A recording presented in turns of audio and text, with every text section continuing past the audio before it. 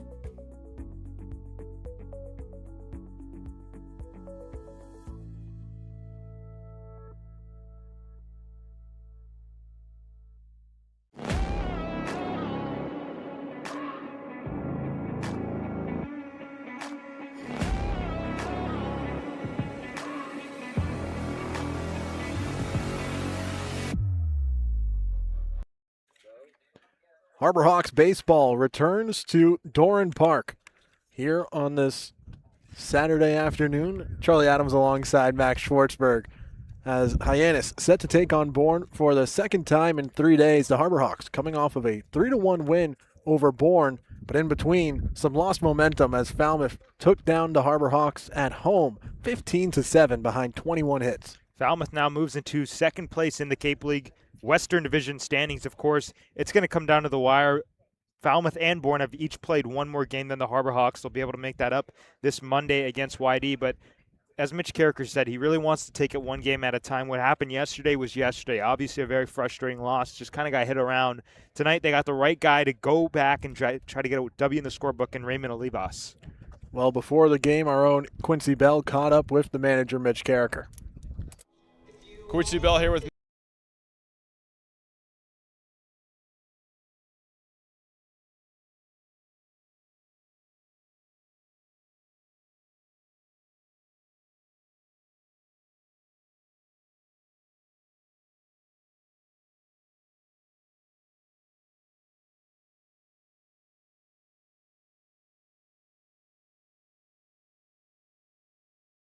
I think you can just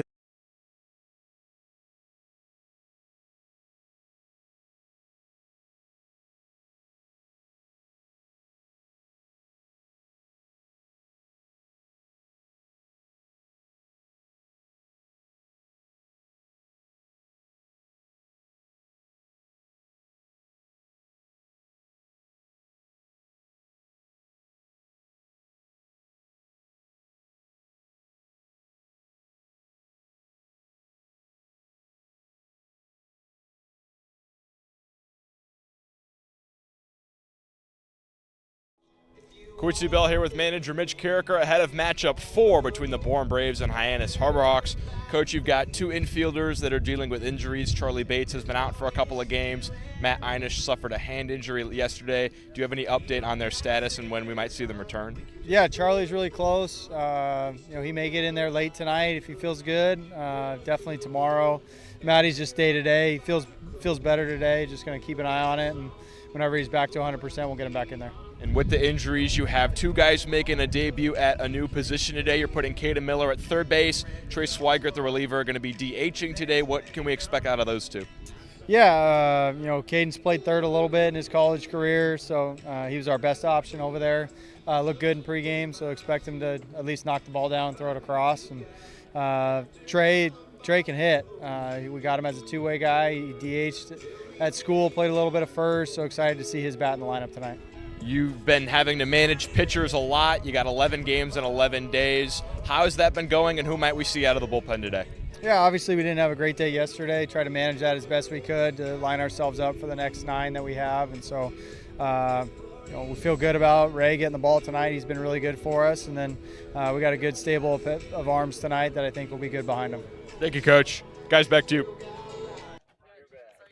Well, Max, it wasn't quite a bad day on offense for Hyannis yesterday. 7 runs put up by the team on 7 hits, but a lot of lineup changes here tonight, and starts right at the top of the lineup with Nick Dromboski. His second game with the Harbor Hawks, and he's coming off of a debut where he had a 2 RBI single, now leading off for Hyannis. Yeah, sometimes the best thing to do after a loss like that is just to switch it up. And Dromboski, as you mentioned, he's felt comfortable through one game here on the Cape, the guy out of Stony Brook, but you see different guys playing in different positions. For example, Caden Miller, who's we've seen since day one, now getting a start at third base. You got Trey Swigert, the pitcher, of course, a two-way player, getting his first start in the batting order. Swigert DHing today. He was set to DH a little bit ago before the game at YD was canceled due to field conditions, but as you mentioned, Caden Miller getting his first start of the season at third base, and our own Ethan Wax caught up with him pregame. I'm here with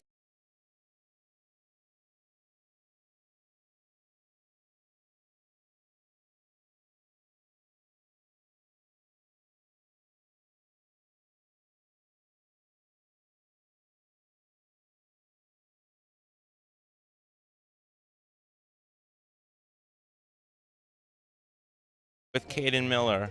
Caden, how do you guys put yesterday's performance behind you? Yeah, you just got to watch it and move on.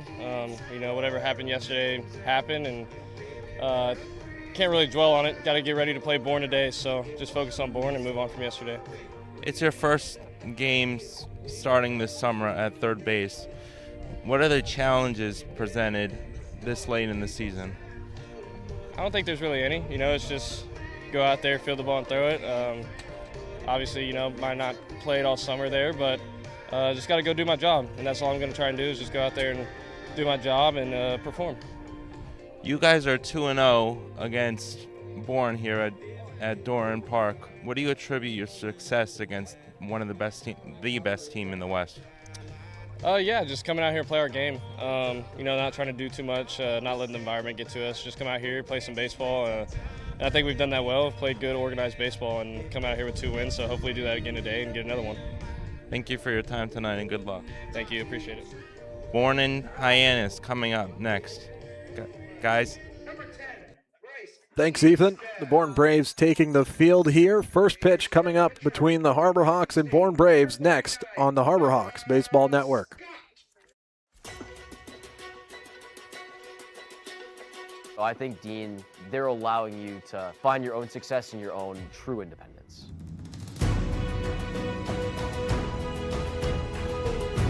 Dean is a whole group of all different kinds of people and communities. Since I've come to Dean, I've learned a lot of time management skills. Our community is especially tight-knit, and the majority of our students live on campus. And you are guaranteed 4 years of housing while you attend Dean.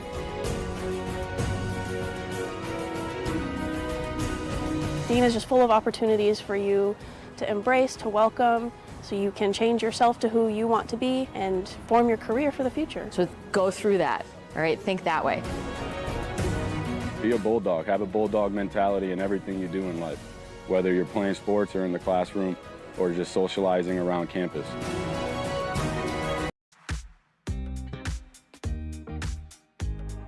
When it comes to delicious food, the best place to start is with great appliances. And Cam Appliances is your one-stop shop for any budget with brands like Thermador, Viking, Bosch, GE, and so much more. Cam Appliances, sales, delivery, installation, and service in the heart of your home with locations in Hyannis, Nantucket, and Hanover.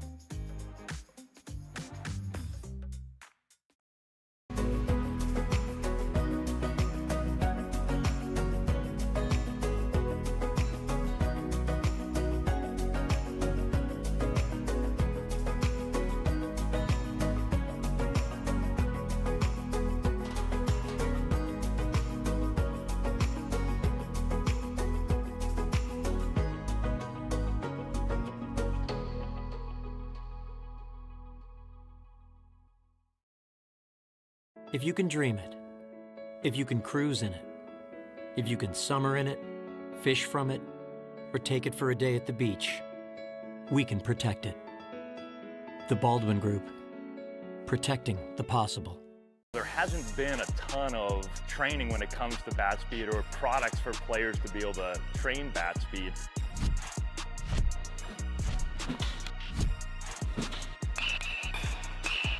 You can improve your bat speed and reach your goals working 10 to 15 minutes a day on this a couple of times a week. That's a no-brainer for every player.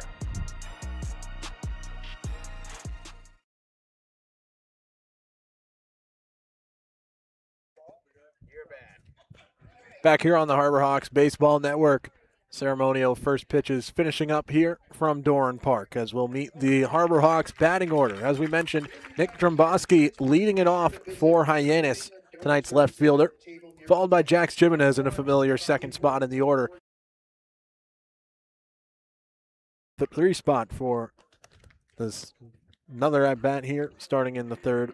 Hole for Hyannis as Caden Miller, Trey Swigert, Henry Zener, Taylor Kirk, Brody Briggs, and J.C. Davis round out the Harbor Hawks batting order. Noah Scott gets the ball for Bourne, making his 5th start of the Cape League summer. Has thrown 17 2/3 innings to a 6.62 ERA, the Oregon State product, trying to finish off the summer strong. Yeah, and a lot of those runs coming off free passes, walks per 9, right around 5. And this is a Braves team that has kept it relatively clean in terms of walks, but Noah Scott has struggled. He still has really solid stuff. Not too much of a strikeout pitcher. He's more pitch to contact. So maybe if he stays in the zone, Hyannis can take advantage. We always talk about wild outside of the zone with the walks. Sometimes there could be wildness inside of the zone with pitch location. Well, it was a low-scoring affair back on Thursday in the Hyannis 3-1 win over Bourne right here at Doran Park. This is the 4th time these teams have met up this season. Hyannis 2-0 at Doran Park. They've been better on the road this season at 9-7, 6-9 at McKeon Park following yesterday's loss to Falmouth. Every game is important down the stretch here. This final stretch, tough for the Harbor Hawks with no off days. Some teams have off days, especially when that Yarmouth-Dennis game gets made up on Monday.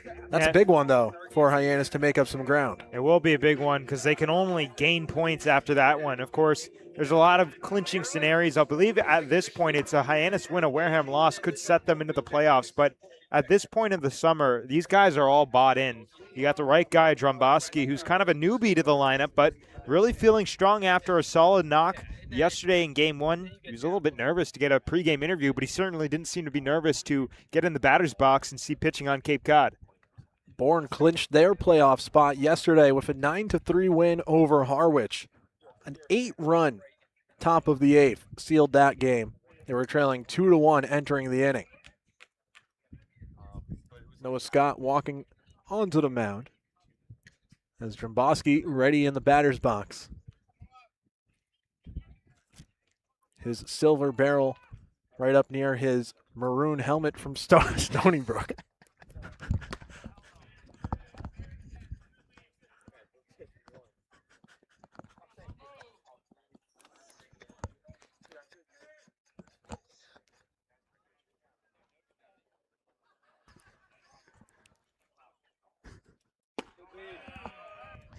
Two-0 count to Dromboski.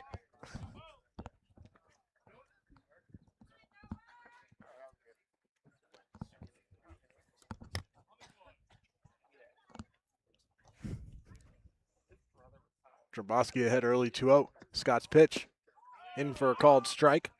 Home plate umpire Jake Brickta, Joe Labella at first base, and Mike Rabideau over at third.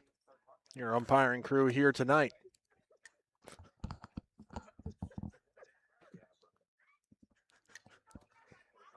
Apologize, folks, for the laughing. The 2-1. Grounded sharply over to first base. Josiah Overbeek bobbles for a second, covering the bag, the pitcher.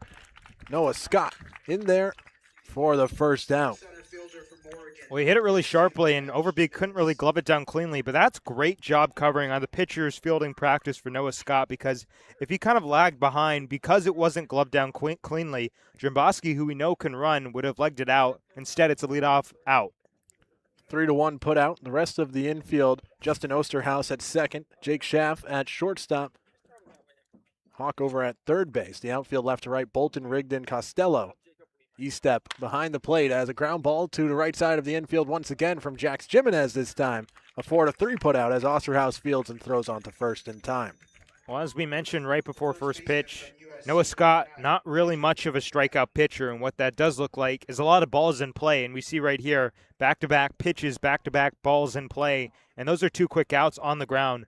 You know, when you're pitching and you're a pitch-to-contact guy, you really want to make sure the contact is usually on the ground because that's how you limit a lot of damage. Andrew Lamb up now, 1 for 3 yesterday, scored twice and walked twice. Scott's first pitch to Lamb upstairs. Andrew Lamb from USC.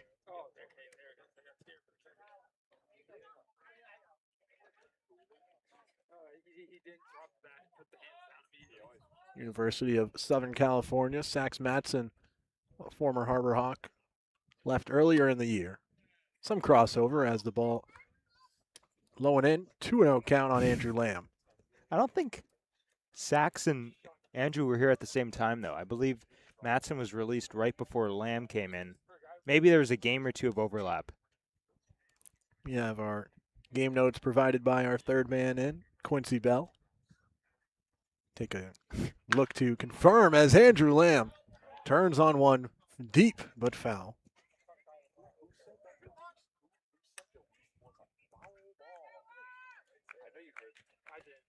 Got a piece of that one.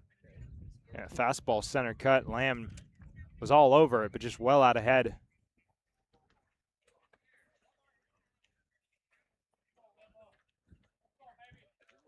Two-one count here with 2 down in the top of the first. Nobody on. Noah Scott's pitch. Inside. 3-1.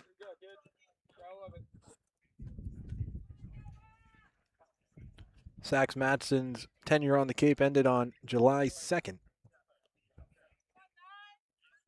Yeah, that definitely precedes Lamb. His first game was July 8th. The 3-1. Grounded to first base on a hop. Overbeek will flip on to the pitcher once again covering. 3 ground balls and a 1-2-3 inning for Scott. No runs, no hits, no errors, nobody left on base. We head to the bottom of the first here on the Harbor Hawks Baseball Network. If you can dream it, if you can cruise in it, if you can summer in it, fish from it, or take it for a day at the beach, we can protect it. The Baldwin Group, protecting the possible. Hasn't been a ton of training when it comes to bat speed or products for players to be able to train bat speed.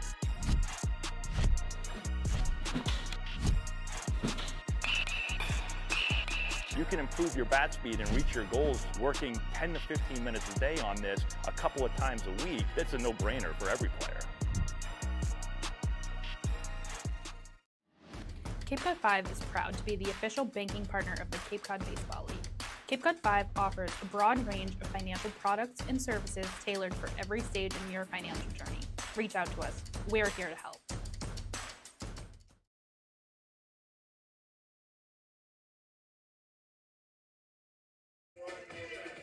Back here for the bottom of the first, the Harbor Hawks can't come across to score in the top of the first. Nobody reaches on base in the 1-2-3 inning for Noah Scott. As the Bourne Braves lead off with Blake Schaff, followed by Rustin Rigdon, Luke Costello, Josiah Overbeek, Berkeley Mabius, Justin Osterhaus, Austin Hawk, Matt Bolton, and Bryce Estep. The batting order for the Braves, who will face Raymond Olivas on the mound. Making his 3rd start of the Cape League summer, has a 3.63 ERA through 17 1/3 innings of work. Took the loss on the 16th across a 4-inning outing where he allowed 3 runs, struck out 5, and walked 1. And I feel like we can sort of put an asterisk next to that start because he was dominant through the first 2 innings. Then in the 3rd, there was a drop 3rd strike, which was a wild pitch. Of course, he struck the guy out, but he reaches. And it was all downhill from there. Brewster took advantage of any and all free passes by Hyannis pitching, and it kind of took Olivas out of his rhythm. He's a guy that if he gets the first couple outs and he starts to really find that rhythm, good luck in the box is all I'm going to say. Brody Briggs doing the catching for Olivas. And Andrew Lamb over at first, J.C. Davis at second, Taylor Kirk at shortstop, and Caden Miller making his Cape League debut at third base. Nick Dromboski in left field, Jax Jimenez and Henry Zener, your outfield left to right. Blake Schaff, the lefty, into the batter's box. Olivas ready. Wind blowing towards right field as Olivas delivers. The first pitch grounded over to Kirk. Fielded and thrown onto Lamb in time for the first out. Both these pitchers very much so pitch to contact guys, although Olivas does have a little bit more strikeout stuff. Through 33 innings this past spring at UCSB, though, strikeout per 9 under 7, so we might see a lot of quick contact, and it's really all about pitch selection and accuracy within the strike zone as both these guys can find the zone. Rustin Rigdon sporting a .259 batting average up to the plate, a switch hitter for the Braves, 2 in their lineup. First pitch misses from Olivas, a 1-0 count. I think this is going to be a really fun battery with Brody Briggs, a seasoned Harbor Hawk, making the start behind the dish. We know what he does defensively, and you got a guy like Olivas who finds the zone. The 1-0. Called strike at the knees. Counts even 1-1. Last time the Harbor Hawks were here, Tyler Lang did the catching back on Thursday, and Brody Briggs came in defensively to finish off that game. Speaks to his talent behind the plate. Olivas with the 1-1. Taylor Kirk shaded towards the second base bag. A called strike. 1-2 count. The whole infield shifted as J.C. Davis far from the second base bag. Caden Miller staying home at third.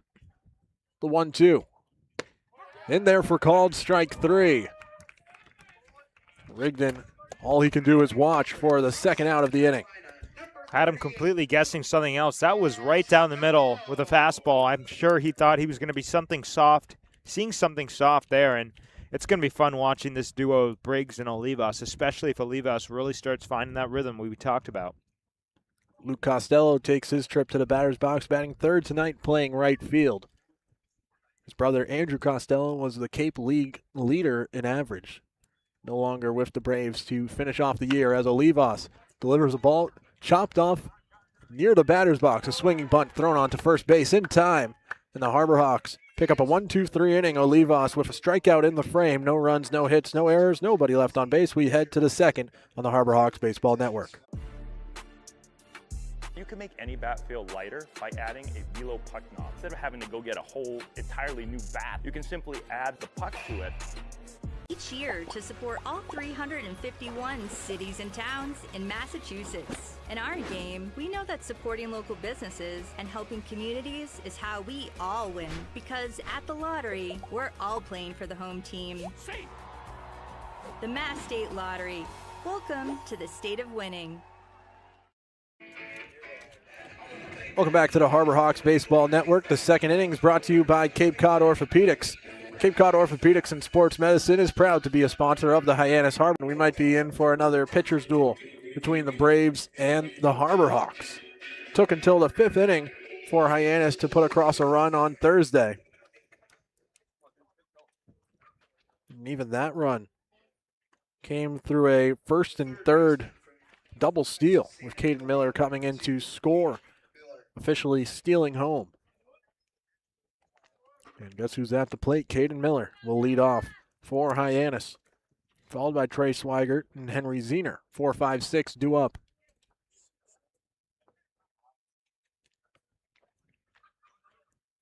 Noah Scott into his second inning of work after 10 pitches through the first frame. First pitch ball to Miller inside. Was hit by a pitch yesterday. Moved to a tie for second all-time in Harbor Hawks history in hit by pitches. 10th hit by pitch of the season after a long stretch staying out of that column. He takes the 1-0 to left center field, sending Bolton back and cutting it off. Miller wants two. The throw's offline and off the glove of Osterhaus, and that saved a near disaster. So it's a leadoff double. Miller was testing his luck there. He would have been dead to rights if the throw was on the money. Nonetheless, it's a results-based business. A leadoff double, and now you got a guy with scoring position in Swigert coming up. Trey Swigert, first time in the batting order here for Hyannis in his sophomore season with the Portland Pilots. Batted .270 in 52 games with 6 home runs. He has the pop. A lefty in the batter's box, a righty on the mound. First pitch fouled away out of the hand of Noah Scott. Healthy cut right there. Seeing a first pitch fastball, and why not? This is a big guy. He's got a huge frame and lots of power in the box at 6'4", 230. 0-1 count with Caden Miller leading off second base. No score here in the top of the second. Last time the Harbor Hawks had a two-way player. Kyle Olivo made his season debut in the batting order with a 4-for-4 day, as Swigert takes balls 1 downstairs.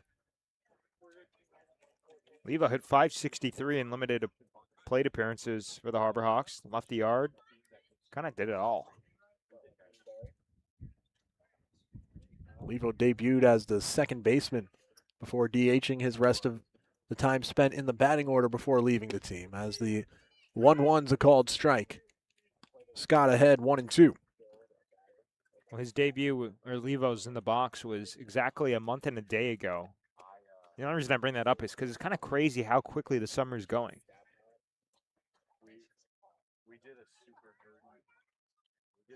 Scott looks to Miller, delivers home with the 1-2 upstairs, 2-2. And Swigert considered going around, not enough to even draw an appeal.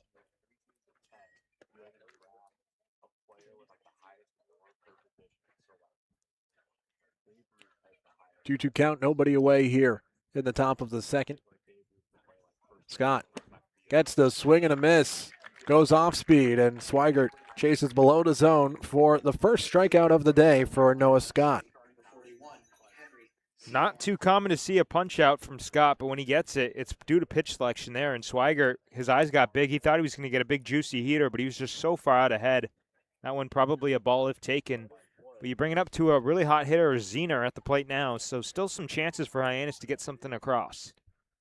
Henry Zener lost his on-base streak yesterday as a pinch hitter with the bases loaded in the 8th inning. Takes ball 1.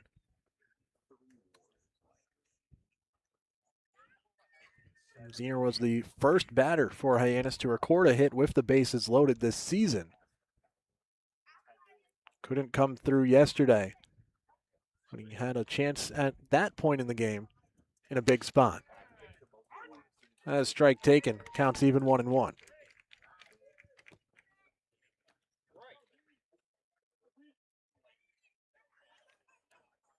One count, one down here in the top of the second. Caden Miller on second base after a leadoff hustle double. And now taking off for third base. Zener grounds it to shortstop. Schaff bobbles it, and that will allow Caden Miller to jog home. Harbor Hawks on the board first as Henry Zener comes through, putting the ball in play and standing on first base with Hyannis ahead, 1-0. Classic story. He took his eyes off the ball. I think he was looking towards third to see if Miller was going to try to round third. And that small little peep is what was the difference. And what would have been a routine 6-3 probably will be ruled an error. Caden Miller was on the move on the pitch to third base. And he comes across to score. Still one away as a pickoff move to first. Zener back safely. Taylor Kirk up to the plate. First man to bat from the right side here tonight for Hyannis. One of two righties in the order.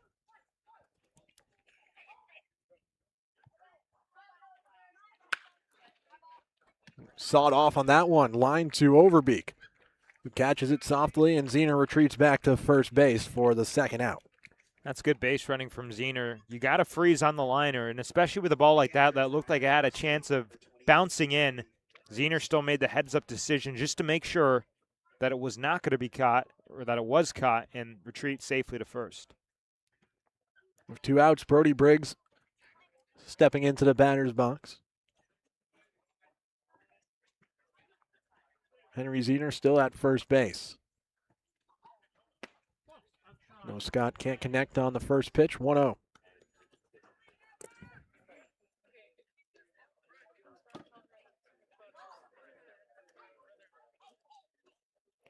Brody Briggs making his second start of the summer. Was with the Harbor Hawks in 2025 for 21 games. Another pickoff move, Zener back safely. Good crowd on hand here at Doran Park, as it is such a beautiful day out from Bourne, Massachusetts, just over the bridge.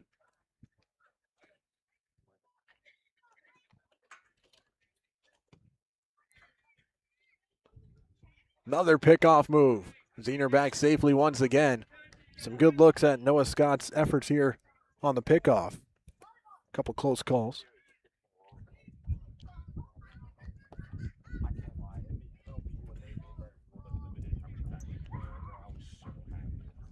Still a 1-0 count on Brody Briggs.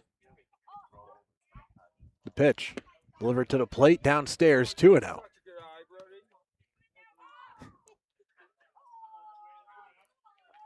Well, Brody isn't really known for the bat. He still puts up some really nice plate appearances, trying to buy his pitch. And here on 2-0, he'll be sitting dead red for something juicy. Another pickoff move over to first base. Zener back safely once again. Third look over at first base during this at-bat. Briggs hit 143 last. Win a championship and drove his car from Tulsa, Oklahoma, out here to Cape Cod. 2-1 fouled into the backstop. Counts 2-2. I think Brody, as much as anybody, feels like there's a lot of unfinished business here on the Cape after the way last summer ended against these Bravos, losing 2 out of 3 after taking game 1.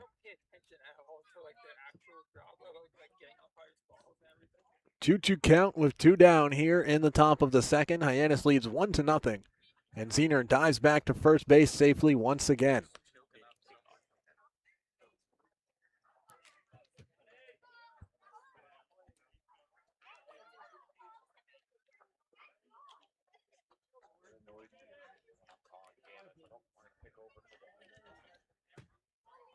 Noah Scott delivers to the plate with the 2-2. Count runs full, and Brody Briggs was a bit uncomfortable in the box there, just missing. That was a really nice pitch from Scott, though, but probably just one baseball off the plate. But Jake Brickta knows Brody Briggs because they spent so much time together behind the plate. So he knows he has a great understanding of the strike zone and agreed that it was just off. So a full count now with 2 down in the top of the second. Zener will be running as it's strike 3 taken by Brody Briggs. Second strikeout of the inning, but the Harbor Hawks put across the first run with 1 hit, 1 error, and 1 left on base. We'll head to the bottom half of the second here on the Harbor Hawks Baseball Network. Get ready for big results with our small machines. With more power, performance, comfort, and savings, they're ready for every job. And we're ready with plenty of inventory, the best support in the business, same-day parts availability, and locations across the Northeast. So you can always be ready to work. Milton Cat, always ready.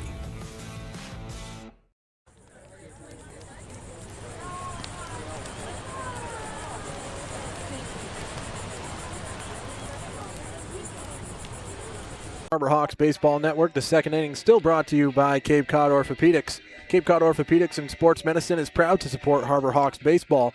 For decades, athletes, families, and residents across Cape Cod have trusted Cape Cod Orthopedics and Sports Medicine for expert care.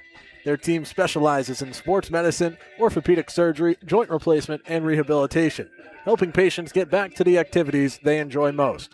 Whether you're recovering from an injury or looking for specialized orthopedic care, learn more at CapeCodOrtho.com. Cape Cod Orthopedics and Sports Medicine, the region's largest orthopedic specialty group. 1-0 lead for Hyannis here in the bottom of the second inning. Charlie Adams alongside Max Schwartzberg as Olivas finishes up his warm-up pitches. He'll face 4, 5, and 6 in the Bourne Braves order, led off by Josiah Overbeek. Harbor Hawks cashed in thanks to an error from Jake Schaff at shortstop on a hard hit ball from Henry Zener with Caden Miller already on the move on the pitch, coming around to score after a leadoff double. Olivas delivers ball 1 downstairs to Overbeek. Sun starting to set here from Doran Park. The shadows making their way to the left-handed batter's box.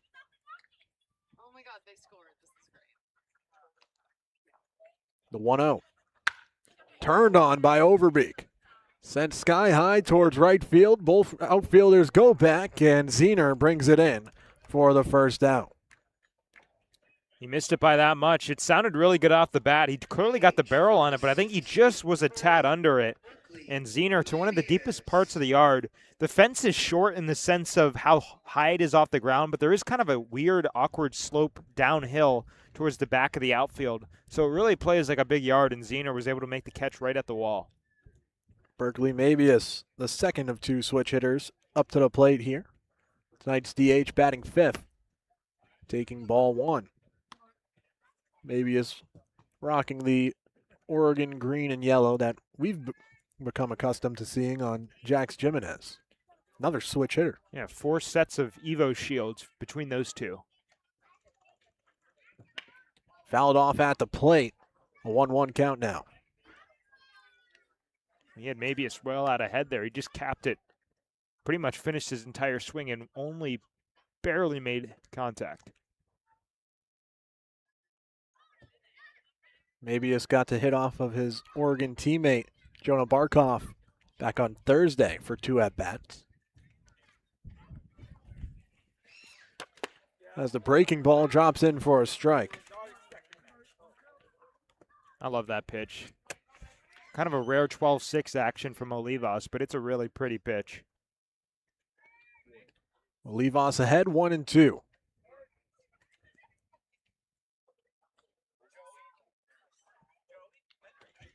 His pitch, fastball fouled away. Maybe it's late on it, stays alive.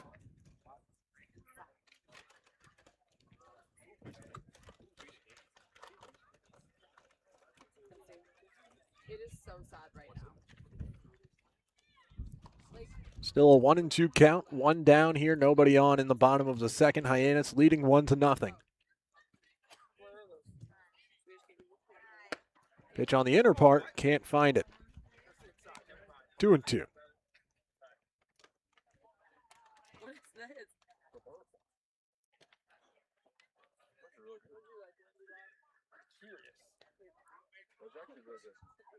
Infield once again shifted, favoring the lefty pull side. Has the 2-2 pitch. Count runs full, 3-2.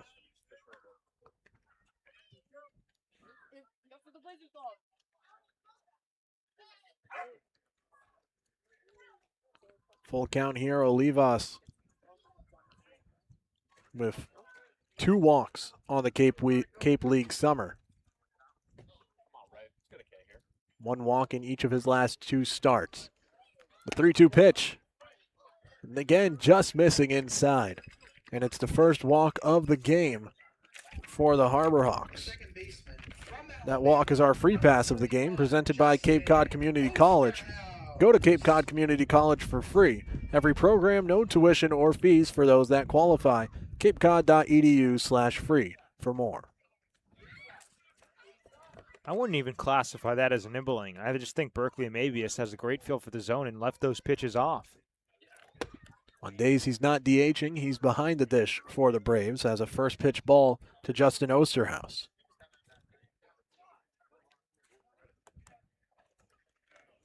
Osterhaus was leading off for the Braves back on Thursday.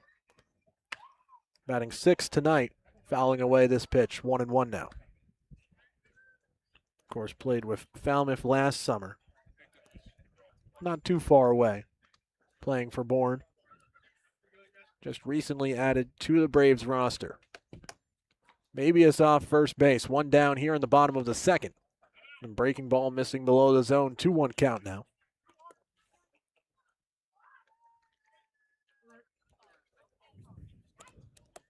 Olivas hasn't issued multiple walks in any appearances so far on the Cape.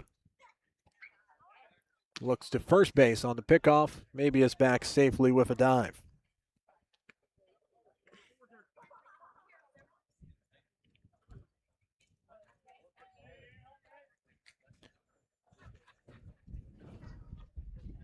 Breeze still blowing out towards right field. 2-1 pitch. Upstairs, 3-1. Braves are incredibly patient in this inning. I mean, these pitches are not missing by a lot. Some of them pretty hittable. Of course, maybe, yes, balls if taken, but pitches you see guys swing at pretty frequently. 3-1 hitters count to Osterhaus, and the count runs full for a second straight batter. Foul ball up and out of play.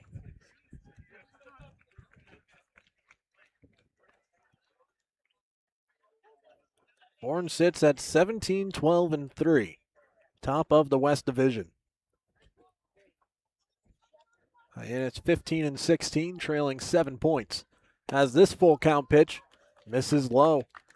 Back-to-back walks for Olivas, and he's worked himself into a bit of trouble here with one away. Well, as you mentioned, this is very uncharacteristic. Just one walk in each of his last two. So now he's tied what he had coming into this game already in this outing. But it's even more just a testament to the patience of Scott Lander's offense right now. After 4 up, 4 down, and seemingly like Olivas was going to cruise, getting into a little bit of trouble. Austin Hawk from Wake Forest steps in, takes strike 1. Playing in his 9th game here with the Braves. 136 average after 22 games with the Danville Otter. Dromboski in left field. The 0-2 pitch upstairs. Counts 1-2. Dromboski's season finished up with the Valley League, playing for the Front Royal Cardinals, who missed the playoffs, going 14 and 22. Second chance to win a championship. The breaking ball. Can't find the zone. 2-2.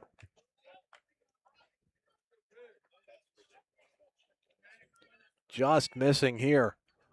And Austin Hawk again showing off the Bourne Braves plate discipline. Bold take with 2 strikes. The 2-2 pitch. Another breaking ball. This one caught more of the zone. Dropped into left field. Dromboski fields and throws into the infield. The bases are loaded.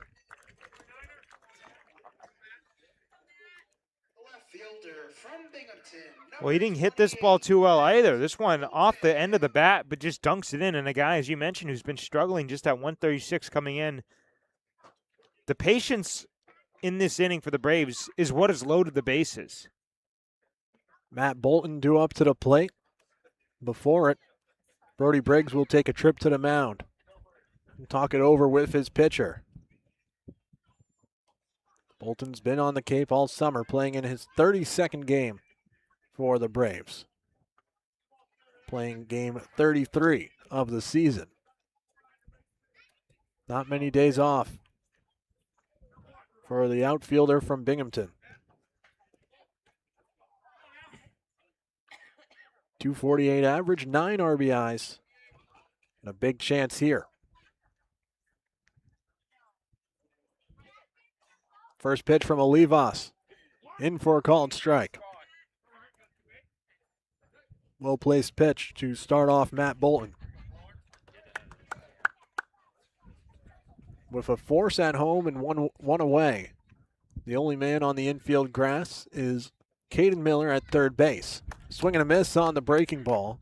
Pitch popped out of the glove of Brody Briggs. Olivas will have a new baseball with an 0-2 count.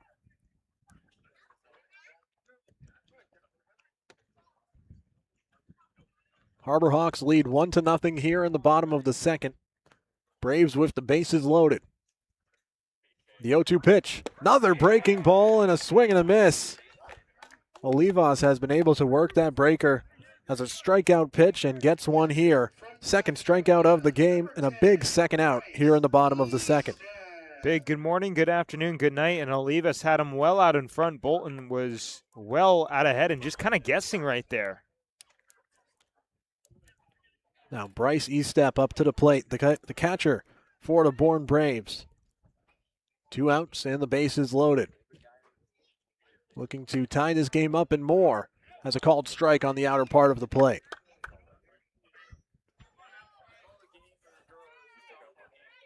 Estep batting 105 on the Cape League summer, playing in his 17th game. Swings through the breaking ball on 0-1. Olivas has locked it in here since loading the bases. Now 5 straight strikes.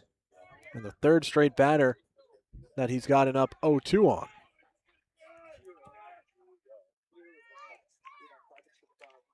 Here's the 0-2 pitch. Fouled at the plate. Direct deposit to the Bourne Braves ball boys. Count stays 0-2 with 2 down here. Bases loaded, and with 2 outs, Caden Miller off the infield grass. Force at any base. The 0-2. Swing and a miss. Olivas with back-to-back strikeouts leaves them loaded, and the Harbor Hawks still lead 1-0. No runs on 1 hit, no errors, and 3 left on base. We head to the 3rd here on the Harbor Hawks Baseball Network. When it comes to delicious food, the best place to start is with great appliances. And Cam Appliances is your one-stop shop for any budget with brands like Thermador, Viking, Bosch, GE, and so much more. Cam Appliances, sales, delivery, installation, and service in the heart of your home with locations in Hyannis, Nantucket, and Hanover.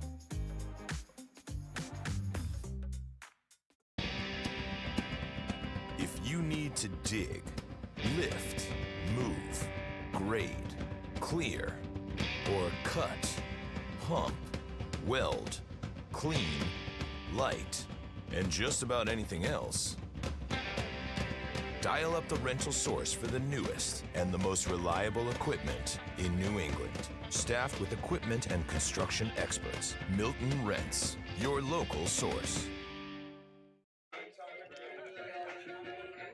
Back here on the Harbor Hawks Baseball Network, quite the escape. Noah Scott back out for another inning of work. We'll face 9-1-2. J.C. Davis due up before Nick Drumboski gets his 2nd chance against the Braves starter. Top of the order went 1-2-3 with 3 groundouts in the top of the 1st.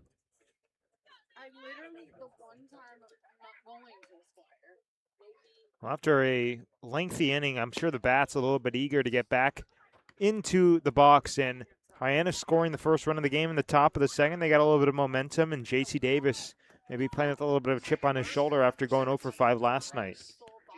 Starts with the leadoff man in the 2nd inning. It was Caden Miller reaching 2nd base on a hustle double. See what J.C. Davis has. Mentioned the 0 for 5 day at the plate, also committed an error in the field. His 1st of the season at 2nd base. Scott's 1st pitch to Davis, a called strike.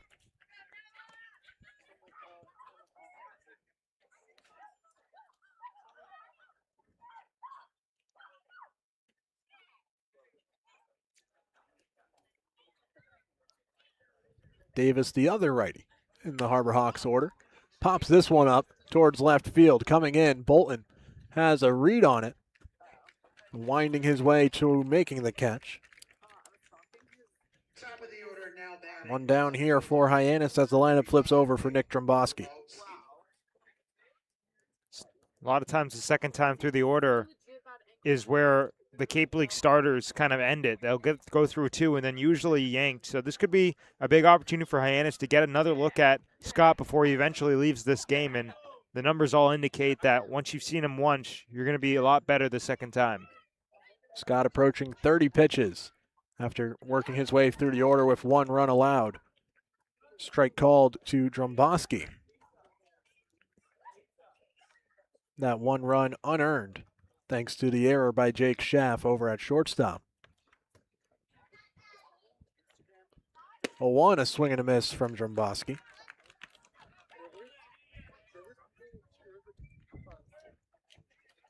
Quickly behind 0-2.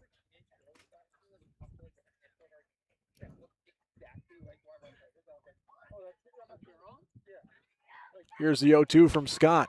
Barely staying alive very late. Drumboski fouls it off and lucky to keep that lumber alive. He's got a smile on his face after that. That's probably one of the latest swings you could take and still make contact on the barrel. No broken bat here Still in the batter's box with his silver barrel next to his maroon helmet. As Noah Scott back on the rubber. The 0-2. Upstairs, taken. This guy always gives you a good at-bat. And with Hyannis not being in the lineup today, a chance for somebody else to take the reins out the top of the order. Of course, Hyannis, a guy who works pretty much all at-bats and counts deep. 1-2 pitch. Brushes Dromboski off the plate with a breaking ball to the backstop. Counts 2-2. They got to get some padding. The thing just rockets back.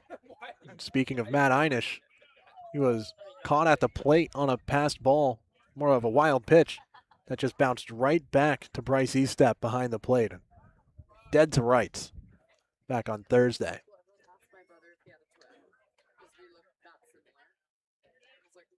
The 2-2. Swing and a miss. Scott back in the strike zone with his third strikeout of the game. That was the same exact pitch that got the first strike of that AB, kind of a sharp slider tucked into the lone inside corner. Really seems to feel for that pitch against left-handed hitters. Jax Jimenez up for the second time. The switch hitter batting from the left side. 2 outs, nobody on here in the top of the third, and a 1-0 lead for the Harbor Hawks. Scott misses low and in.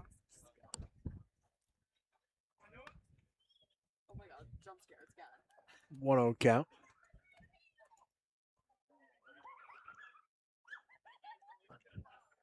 Temperature drops here at Dorn Park when the shade comes through by about 10 degrees.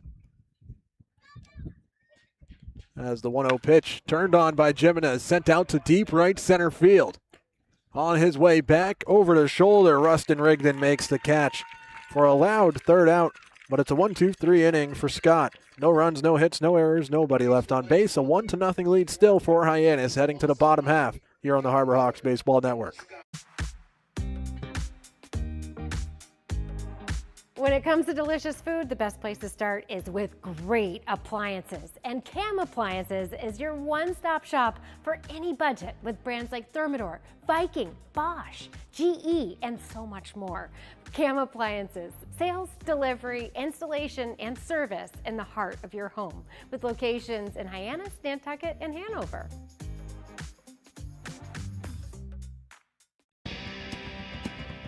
If you need to dig, lift, move, grade, clear, or cut, pump, weld, clean, light, and just about anything else, dial up the rental source for the newest and the most reliable equipment in New England. Staffed with equipment and construction experts, Milton Rents, your local source.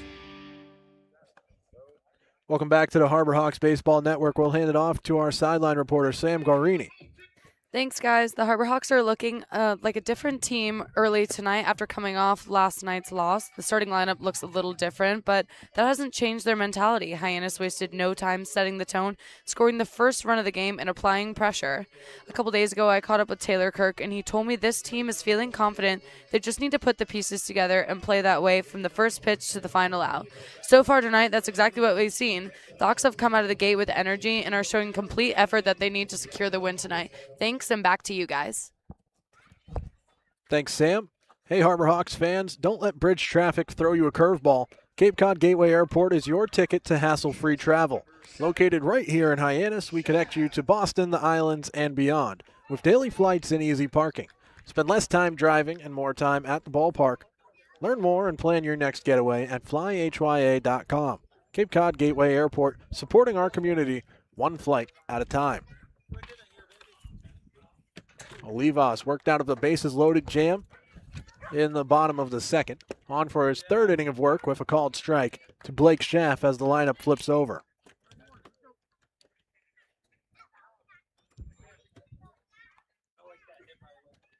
Schaff grounded out to short. His first time up in the bottom of the first. Chopper foul down the first base line. Olivas ahead 0-2 now for a fourth straight batter going back to the second inning. All those batters came after back-to-back walks from Olivas. Walking 2 batters in a game for the first time this season. He's responded well.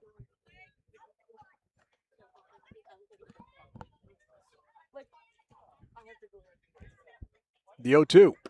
Breaking ball again, this time off the plate. Shaft stays patient.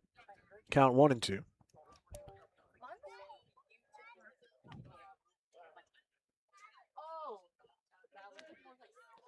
3 strikeouts so far for Olivas. The 1-2 pitch. Upstairs and a swing and a miss. Shaft climbs the ladder for the first out. It's now 3 consecutive punch-outs as I just screw up my perfect book. But at the end of the day, for Blake Shaft, he came into this game leading the Cape League because of Andrew Costello's departure in average. So from one Bourne Brave to another one. Gosh, I'm frustrated about that. It's all right. Rustin Rigdon up to the plate, was the first strikeout victim today. Gets the swing and a miss, foul tipped into the mitt of Brody Briggs for strike 1. Olivas, in his debut as a starter, went 4 innings, struck out 2. Mentioned postgame about pitching to contact. He's been loading up the strikeout numbers since, and another swing and a miss on a breaking ball here.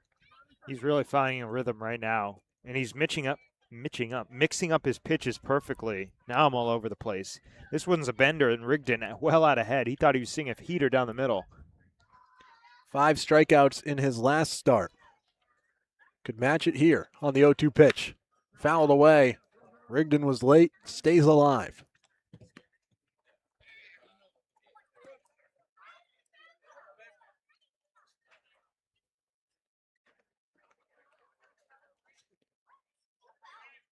I say go to the heater here, upstairs. Stay with some soft stuff.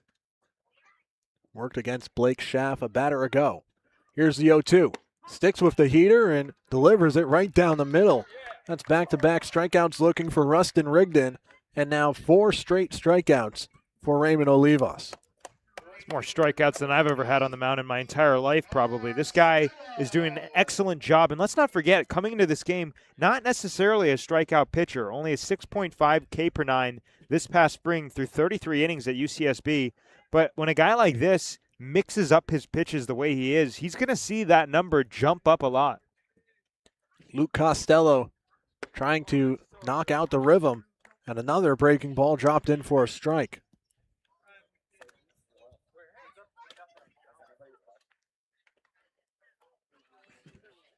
Olivas with an 0-1 count, 2 down and nobody on in the bottom of the 3rd. Bounces this pitch in. Down's 1-1.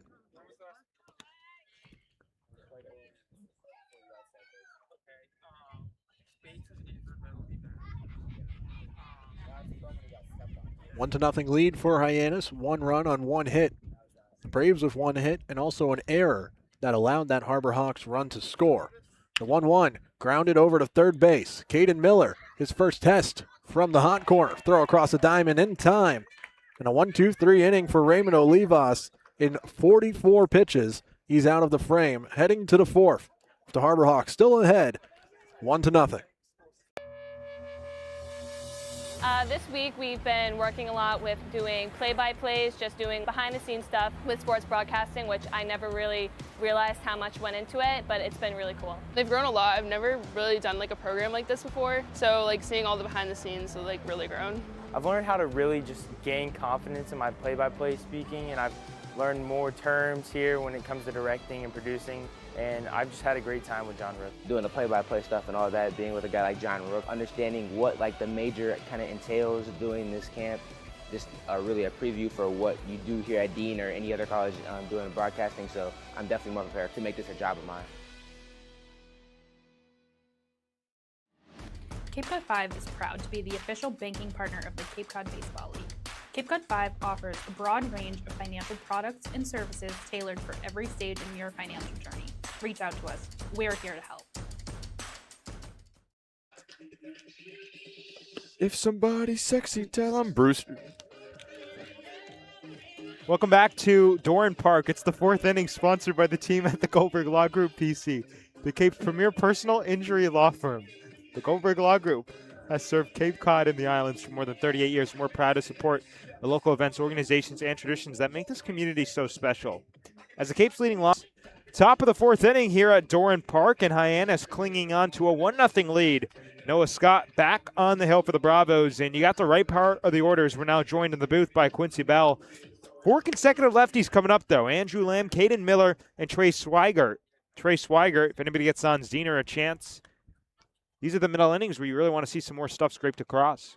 1-0 Hyannis leads the Bourne Braves, although he's reached safely all 10 games at the plate. This is game 11 because he came in as a defensive replacement for Blake Primrose a couple weeks ago. And the first pitch fastball up and away from Noah Scott. 1 ball, no strikes. And Scott has looked really solid. He's only given up 1 hit, the double to Caden Miller, and the run is unearned after Zener reached with the air. 1-0 the count, and then the pitch on the way. Lamb swings and misses. Fastball dialed it up. 1 ball, 1 strike. Andrew Lamb powered a foul ball in his first AB, about 400 feet, but just well out ahead, and is already second on the team in home runs through just 11 games. 1-1 outside, 2 balls and a strike. Rising junior out of USC, fight on. Baseball literally runs in his blood. His mother, Teresa, played softball at Cal State Fullerton, and his father, Mike, who also played in the big leagues, played at Cal State Fullerton. That's where they met on campus. 2-1 to Lamb. Swings and misses. Another fastball dialed up by Scott, and the count back even. 2 balls, 2 strikes. This past year at Oregon State, Scott had really good control. Only walked 10 batters through over 23 innings. Has not had the same control on Cape Cod. A walk per 9, right around 5 through his first 15 innings. And on 2-2, Lamb takes inside for ball 3. It's a good take. Lamb is a guy who walks as well as anybody. He's rocking a 10-game on-base streak right now. The wind has picked up here at Doran Park. Hyannis batting in the top of the 4th inning on top of the Bravos, 1-0. 3-2 the count. The pitch to Andrew Lamb is outside for ball 4. A leadoff walk for the Harbor Hawks, their first base on balls of the night. And now with the on-base streak up to 11 games, it's the longest on-base streak from a Harbor Hawk this season. Charlie Bates had the original high of 10 games, but now Andrew Lamb just broke that. On base every single game since he's gotten to Hyannis. So that'll bring up Caden Miller, who scored the lone run in this game. He doubled back in the 2nd inning and came around to score on the E6 that Zener reached on, but Miller was running on the pitch, which is the reason that he scored on a ball that did not leave the infield. First pitch bender from Scott at the knees, 0-1.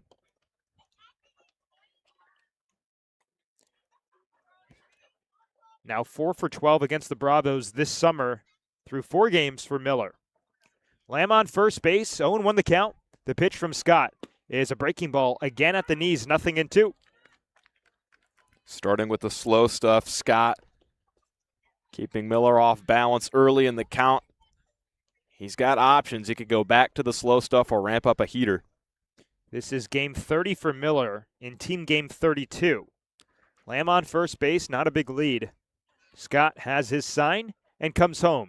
Miller swings, taps it on the ground to second base. Osterhaus flips to second for 1. Shaft to first for 2. 4-6-3 they go, and that leadoff walk erased. Yeah, that one was just tailor-made. Hit hard by Miller, but right at the second baseman, Osterhaus, and that was routine for Bourne. 2 outs, nobody on, and up comes Trey Swigert, a strikeout victim, the first of 3 so far against Noah Scott. Hyannis on top of the Braves, 1-0 in the visiting half of the 4th inning. Scott now out of the windup, comes home with a fastball up and away, 1 ball, no strikes. Now, Swigert swung the bat a little bit at Portland, hit .270 in 52 games. Out of Middleton, Idaho, that's just outside of Boise, and a true two-way player. 1-0 fastball, low for ball 2. Pitching right-handed and hitting left-handed. His freshman year, the story was the stick. An OPS over 1,100. Homered in his first ever collegiate AB. But he struggled on the mound as a freshman, an ERA flirting with 7. On 2-0. He swings and sends it on the ground to the left side of the infield. Backhanded by Schaff. Against the green, cannot make the play as he bobbles it. That one would have been a tough play on the run, but Blake Schaff had a glove on it. He might be getting hit with his second air here. So a 2-out base runner, we'll see how they rule that, but I would assume they're probably going to say it's a hit. That one a lot harder than the E6 back in the second inning. 2-out base runner for the Harbor Hawks with Swigert on first base. Up comes the white-hot Henry Zener. First pitch to him is a breaking ball low, 1 ball, no strikes. They ruled it a hit for Swigert, so he's got his first hit on the Cape. Second hit of the day for the Harbor Hawks. But back to Swigert. He struggled on the mound as a freshman, but was great in the box. Kind of a inverse trend as a sophomore. 1-0 outside, 2 balls, no strikes. His ERA dropped down to 3.5. He took a bit of a step back at the plate, but still was very good in OPS in the mid-800s. But he's taken that great pitching with him on to Cape Cod.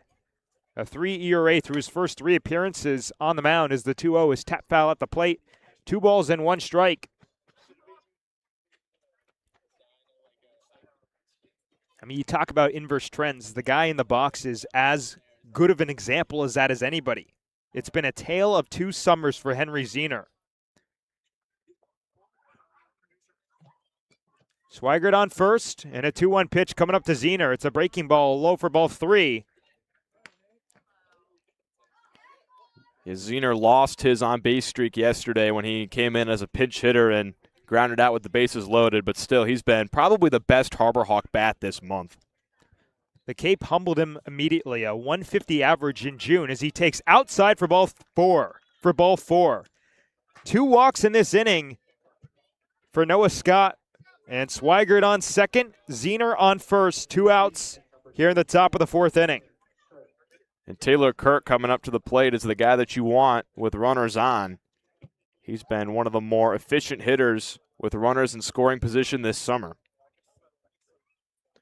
Hyannis 0 for 2 with guys in scoring position tonight against the Bravos. Hitting .270 in these situations on the season series. First pitch to Taylor Kirk is a breaking ball over the outside corner, 0-1. But Zener, ever since the calendar turned to July, has just been different. Dropped his strikeout rate in half, and the average well over 300. 0-1 to pitch. 0-1 pitch to Kirk is swung on and miss.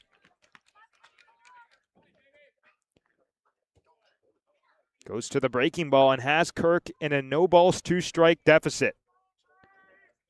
Hyannis on top of Bourne, 1-0 in the top of the 4th inning.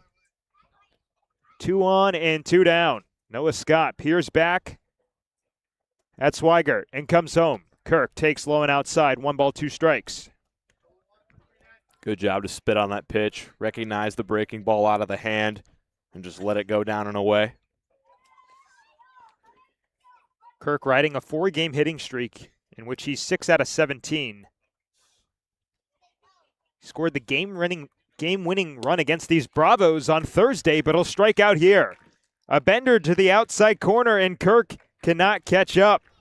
No runs on a hit, and 2 left on base. Well, to the bottom of the 4th inning in Bourne. Hyannis leads the Bravos 1-0. This will be your college. This will be your home. This is where you will join a community that supports you, cares about you, pushes you, cheers you on, challenges you, inspires you, helps you reach your dreams. Open your eyes to opportunity and your mind to possibility. Your future begins here. Make a difference. Leave your mark. Break the mold. Be a leader. Achieve unimagined heights. Believe in yourself. Make lifelong friends. This is your time. Your place. Your home. Your dean. It all starts here. at Dean College.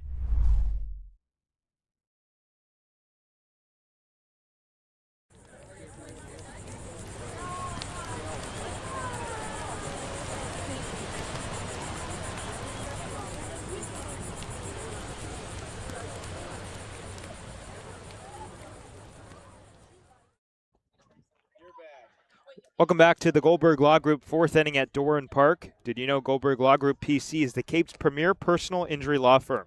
The Goldberg Law Group has served Cape and the Islands for more than 38 years, and we're proud to support the local events, organizations, and traditions that make this community so special. As the Cape's leading law firm, Goldberg Law Group believes in helping people, building relationships, and giving back whenever we can.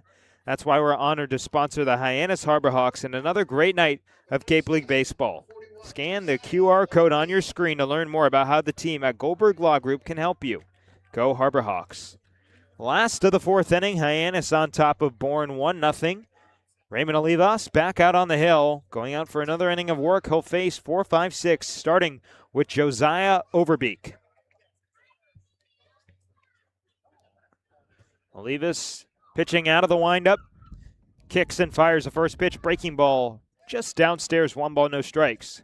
Olivas has been really solid in this outing of getting ahead of hitters, and Bourne has been patient to start their at-bats, and they started a lot of them down 0-2, 1-2, and that's part of why Olivas has gotten a couple Ks here.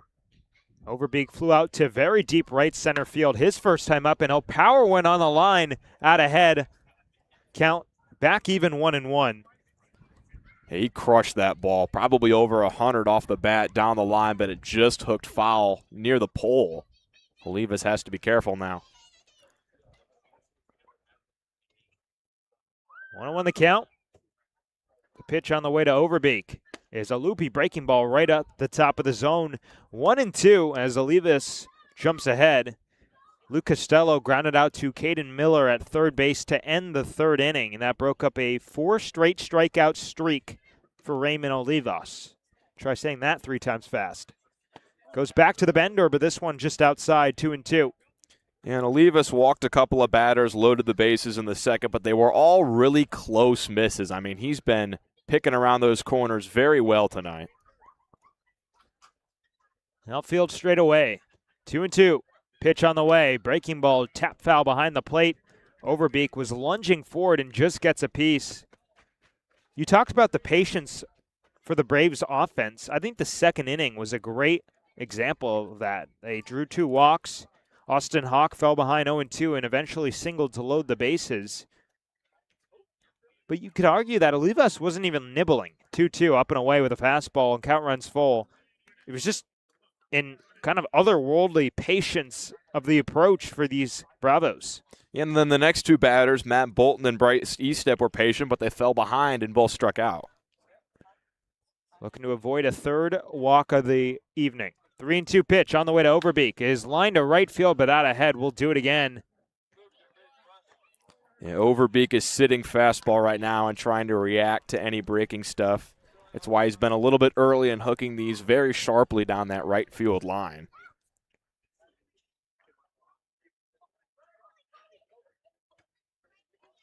We'll do it again at 3-2. Olivas taking a breath on the mound. Glove at his face. Righty. Comes home. And a fastball right down the middle. Strike 3 called. Overbeek knew it, and he takes with himself the 6th punch out of the day for Raymond Olivas.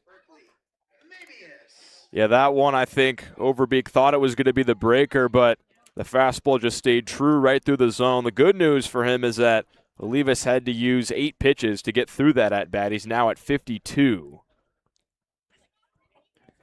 Olivas wasn't even a starter coming into the summer. But he pitched so well in relief, in long relief, as Berkeley Mabius comes up for his 2nd AB and taps the first pitch on the ground, foul up the first base line. That Mitch Carricker gave him the reins as a starter, and he's simply taken it and run with it. Well, he didn't make any starts at UC Santa Barbara in his sophomore campaign. Was just like a 1-inning reliever, but he's definitely developing that skill here on the Cape. 0-1 the count. The offering to Mabius is a fastball right at the knees, 0-2. Yeah, this is the wrong guy to have a patient approach against. Olivas loves to pound the zone and get ahead of hitters. That pitch was pretty borderline at the bottom of the zone, but he gets the call from Jake Brichta behind the plate. 0-2 pitch to Mabius is a bender down in the dirt. Nobody on base, but a nice stop from Brody Briggs nonetheless. I'm sure Brichta appreciates it from the backstop. So one ball, 2 strikes the count, as Olivas has retired the last 6 in a row. Glove at his face, and he comes home. Breaking ball, tap foul over by the on-deck circle where Justin Osterhaus waits. And lefties have really had a tough time against Olivas this year. Coming into this game, they were just 3 for 31, and none of the lefties in the lineup today have recorded a hit. 1-2. Pitch to Mabius is a breaking ball just outside. Tried to find that back door, but Berkeley Mabius sees it away. Is the count back even? Mabius drew one of those 2 walks back in the second inning. The Oregon Duck swinging it from the left side. Of course, a switch hitter like his teammate, although not teammate right now, Jax Jimenez for Hyannis. Skies the 2-2 in the air to deep right center field. It's the center fielder Jimenez, his teammate, making the catch for out number 2. And one switch hitting Oregon Duck flies out to another. The breeze that we've had at this game today has been coming in from center field. We've seen a couple of deep fly balls that have stayed in the yard. That one probably would have been a fly out anyway, but it's not easy to punish one out into the gap with this wind right now.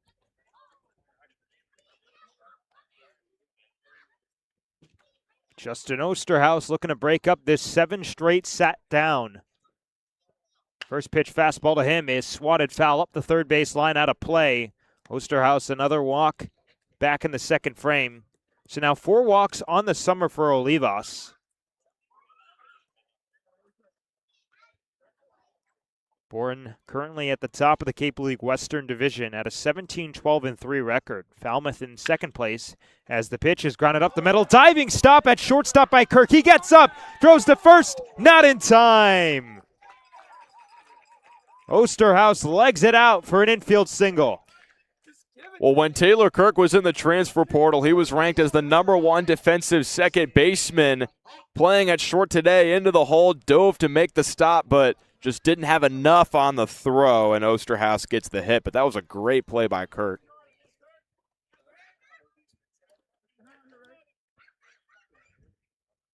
Breaks up a string of 7 in a row retired by Olivas, and up comes Austin Hawk, who singled his first time up. With speed on first base, we just saw it in Osterhaus in a first pitch fastball right at the knees, no balls and a strike. Olivas is now at 61 pitches. The most pitches a Harbor Hawk has thrown this season was Kyle Olivo with 69, so I wonder if this is his last inning.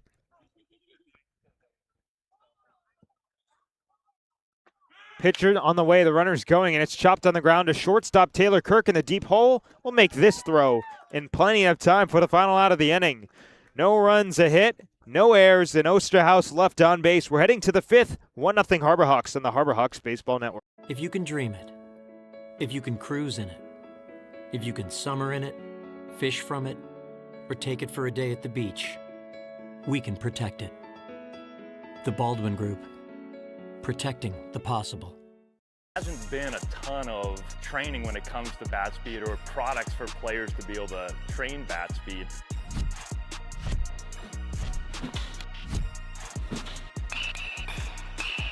You can improve your bat speed and reach your goals working 10 to 15 minutes a day on this a couple of times a week. That's a no-brainer for every player. Cape Cod 5 is proud to be the official banking partner of the Cape Cod Baseball League. Cape Cod 5 offers a broad range of financial products and services tailored for every stage in your financial journey. Reach out to us. We're here to help. Back here at Doran Park, now in the top of the 5th inning. Hyannis on top of Bourne, 1-0, and it'll be 8-9-1 to face Noah Scott, who's settled in pretty nicely. Brody Briggs, J.C. Davis, and then the top of the order, Nick Dromboski. It's been a pitcher's duel today through 4. Just 1-0 the lead for the Hawks, and that one run came on a fielding error by Blake Schaff at shortstop. And Hyannis is trying to just make sure that that's the difference. I mean, they've been pitching really well. Olivas has. Both starters through 4 innings of work. Both starters without an earned run today. Caden Miller scored on an E6 that allowed Henry Zener to reach.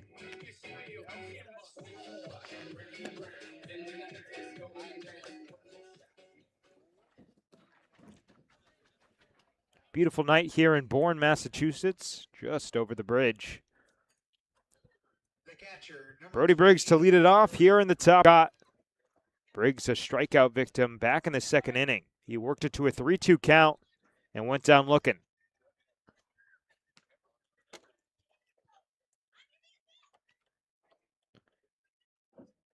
First pitch on the way. Briggs shows to bunt, pulls it back, and takes low for ball 1. It almost feels like part of the year. Lots of small ball as of late as the 1-0 fastball will soar outside. 2 balls, no strikes to Briggs. Brody was in a 2-0 advantage his first time up, where he ended up striking out in the 3-2 count. 2 walks through 4 innings for Noah Scott so far. Pitch on the way, and Briggs swings and sends it foul off to the left and out of play. Challenged him with a fastball, and Brody was just a bit tardy.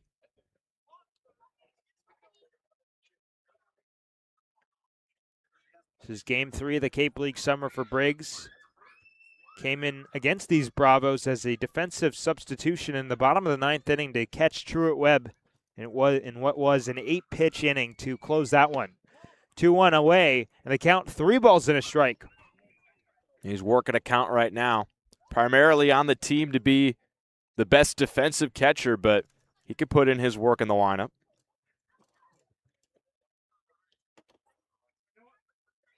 On a 3-1, Briggs swings and sends it on the ground to third base. Austin Hawk cannot make the play. It was that in-between hop and just kind of ate him up, and a leadoff base runner for the Harbor Hawks. Yeah, he didn't know if he wanted to field it on a hop or go for the catch, and it just squeaked under his glove. That's another one that's 50-50 on a hit or an error. J.C. Davis, the number 9 man, standing in with Brody Briggs on first base. We will update you with the official ruling, and it's going to be an E5 on Hawk, the 2nd error of the night for the Bravos in the field. So now Briggs 0 for 6 on the summer. Davis flew out to left field his first time up. Shows to bunt, gets out of the way. It goes to the backstop. Ricochets back to E-step. Briggs slides into second, and that's going to go into center field. Brody chugging for third.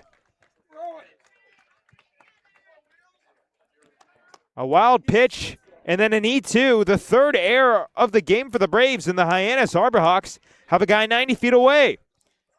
An E-step behind the plate is just trying to do too much there. The ball came back to him off the bricks, but Brody Briggs was going to get there anyway. He sent the throw and just airmailed it into center, and now a guy on third, 2 outs, and Bourne now with 3 errors in this game, 2 back-to-back in this inning. Scott Landers will bring his infield in. All 4 infielders with toes on the infield lawn. Pitch to Davis is sent off of his foot. A painful strike 1, and now a 1-1 count.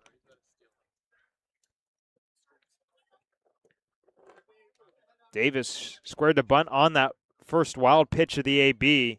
Had to pull it back because it almost hit him. And I think he is a great example of small ball so far this summer. Picked up a hit against these Braves on Thursday on what was supposed to be a sacrifice bunt, but he ended up legging it out. Briggs walking down the third base line. 1-1 pitch to Davis is pop foul off to the right and out of play, and the count swings in Noah Scott's favor. 1 ball, 2 strikes. Yeah, J.C. Davis has not been swinging a great bat on the Cape since joining the Harbor Hawks, but he loves the sac bunt. He plays a great second base defensively, part of why he keeps himself in the lineup. He can work at bats, and he's still alive here with the runner on third. Harbor Hawks 0 for 3 with guys in scoring position tonight. 1-2 to Davis is sent in the air down the right field line. Luke Costello coming over will make the catch in foul territory. Briggs is coming home. The throw is up the third base line. Sac fly for J.C. Davis, and Hyannis takes a 2-0 lead here in the top of the 5th inning. These two teams have played themselves so tight with one another, and a couple of errors for Bourne might be the difference here. Brody Briggs to third, and then J.C. Davis with the ball deep enough to right. That's 2 unearned runs allowed for Noah Scott, and he might be in line for the loss because of that. Top of the order, Nick Dromboski up at the plate. 0 for 2 with a punch out. And the righty Noah Scott now pitching out of the windup with the bases empty. First pitch is slapped on the ground to shortstop. Blake Schaff in the deep hole against the grain, no chance. Nick Dromboski legs it out for an infield single. And because Hyannis is playing so much small ball, the third baseman, Austin Hawk, was playing on the cut of the grass that time. If he's playing normal depth, he probably gets to that ball, but he missed it, and Schaff had to go deep into the hole to put a glove on it, and Dromboski legs it out. 1 out, 1 on, a run home, and up comes Jax Jimenez. Hyannis on top of the Braves, 2-0 in the visiting half of the 5th inning. Noah Scott now 68 pitches deep through 4 1/3 innings. First pitch, Jimenez shows the bunt, pulls it back, and takes a fastball high. They appeal over to Mike Rabideau, who says that he did not offer. Yeah, he pulled it back in time, barely, but he did. Speed on first base in Dromboski. Speed in the box in Jimenez, who leads the team in stolen bases. 1-0 pitch is a breaking ball up and away. 2 balls, no strikes. Dromboski stole 13 bags in 44 games at Stony Brook in his freshman campaign this past spring. Not a huge lead over at first. 2-0 pitch. Jimenez takes low and outside for ball 3. Good job of working the count here. The Hawks have stolen 33 bases in July. That's 3rd on the Cape.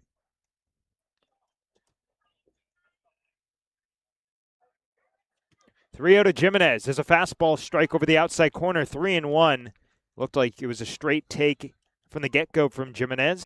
Noah Scott peering over at first base where Dromboski takes his lead. Again, not too big, but they will throw over there. He picks off to Blake Schaff, the shortstop, who wasn't even close to the bag.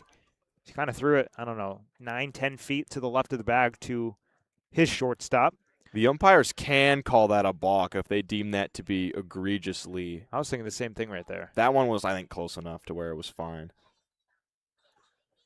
Harrigan looks back at Dromboski and delivers a first pitch fastball inside to Miller. He scored the first run of this game. A leadoff double back in the 2nd inning, and then came around to score on an E6 that allowed Zener to reach. 1-0 the count. Pitch on the way to Miller. It's a fastball at the top of the zone in the count level. A ball and a strike apiece with 2 outs in the inning. Dromboski still on second, and Jax Jimenez on first. 2 speedy guys on the base paths for the Harbor Hawks, and you figure something to the gap, you're going to see a windmill at third base for Sean Riley. Harrigan peers in, kicks and fires a 1-1 fastball. That's inside. 2 balls and a strike. And Miller's doing a great job of working the count here.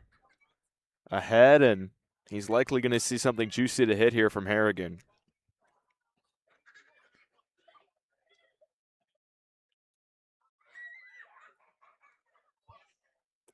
Taking a long pause on the hill. Now he comes set. Looks back at second. On and 2-1. Miller spits on a bender inside. 3 balls and a strike. 2 walks on the day for Bourne pitching, but we've seen a lot more 3-ball counts than to show for it.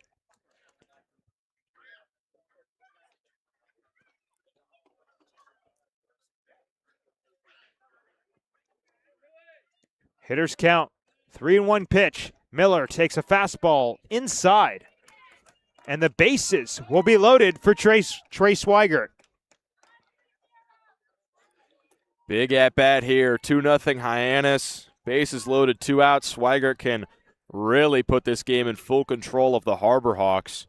Already has a single in the 4th, sort of an excuse-me ground ball, but This is the time for a big hit. Hyannis 3 out of 19 with the bases loaded this summer. That's last in the Cape League. Swigert singled his last time up, and he'll take outside for ball 1. 5 pitches so far for Harrigan. 4 of those have not found the zone. Bases flocked with Hawks. Dromboski on third, Jimenez on second, and Miller on first. Want to know the count? Pitch on the way. Swigert swings and misses. Harrigan dialed up a fastball, and Swigert was tardy. He took a big cut that time. He has power in the bat. 6 home runs for Portland this past year.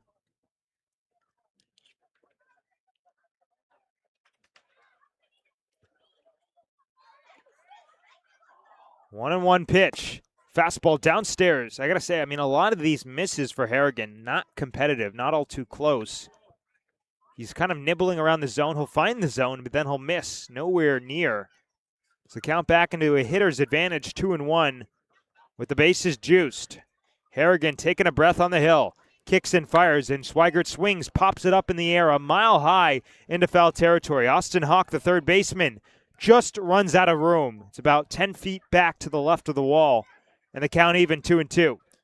Yeah, that one just got out of play. Swigert lucky to stay alive here because he took a big cut and got under that ball.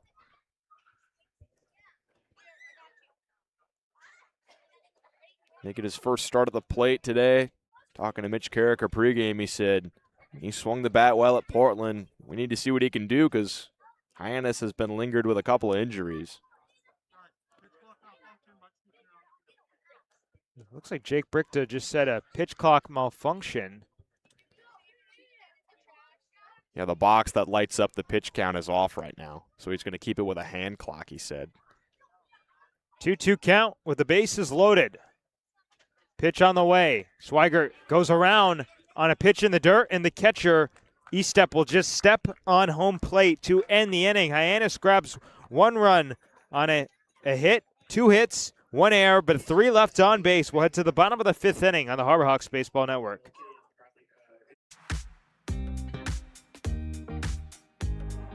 When it comes to delicious food, the best place to start is with great appliances. And Cam Appliances is your one-stop shop for any budget with brands like Thermador, Viking, Bosch. Cut, pump, weld, clean, light, and just about anything else. Dial up the rental source for the newest and the most reliable equipment in New England. Staffed with equipment and construction experts. Milton Rents, your local source. Back here now in the bottom of the 5th inning from Doran Park. Hyannis on top of the Bravos. 2-0 here on the Harbor Hawks Baseball Network. We talked about it in the top half of the inning that Liam Canine was warming, but Mitch Carricker extending the leash for Raymond Olivas, who will at least start the 5th inning. So far, Olivas 62 pitches deep, and again, the most pitches thrown this season by a Hyannis guy, 69 for Kyle Olivo. He'll face 8-9-1, Matt Bolton, Bryce Estep, and then top of the order, Blake Schaff for the Braves here in the home half of the 5th inning. Hyannis seems like they are just getting so close to the big hit, but still missing it. 0 for 5 with guys in scoring position tonight. Matt Bolton, a strikeout victim, his first time up. His K was the second of the day for Olivas, which started a 4 straight strikeout streak. I'm 2 for 2 in saying that correctly. Again, try saying that 3 times fast. Good luck. First pitch is a bender at the knees, 0-1 from Olivas. Beautiful night here in Bourne, Massachusetts, and a great crowd on hand here at Doran Park. 0-1 the count. Olivas out of the windup, kicks and fires a breaking ball, spit on by Bolton. Count back even, 1 ball, 1 strike. Yeah, Ray has just been able to mix his speeds well. These Brave hitters have no idea what's coming next. Glove at his face. In the windup, comes home with a fastball laced on a line down the first base side. That's a fair ball into the corner. Off to the races, Bolton motoring for second. He will round second with a leadoff two-bagger here in the last of the 5th inning. It's a good piece of hitting there, getting out ahead of the breaking ball and just hooking it down the line. And now you got the 9-hitter Estep. If he can get on or potentially move Bolton to third, it would be good news for Bourne with the top of the order coming on. Bryce Estep standing in from the right-handed side. Bourne 1 for 3 with runners in scoring position tonight. First pitch on the way. It's a fastball just low for ball 1.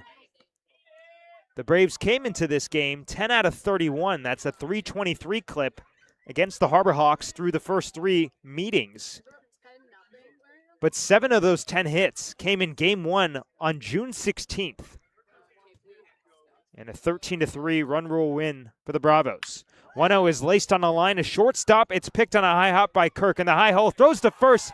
It cannot be dug out cleanly by Andrew Lamb. Bolton heads for third. And now runners at the corners with nobody out for the Braves. That was going to be a tough play for Kirk. He got the throw all the way there, but Lamb couldn't quite get the scoop. It was a tough scoop. Had to pick it out of the ground. I think they got to rule that a hit.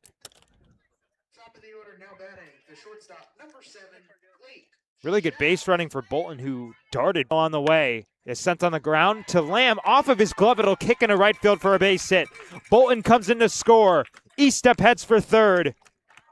And Blake Schaff, the Cape League's average leader, back at his old tricks.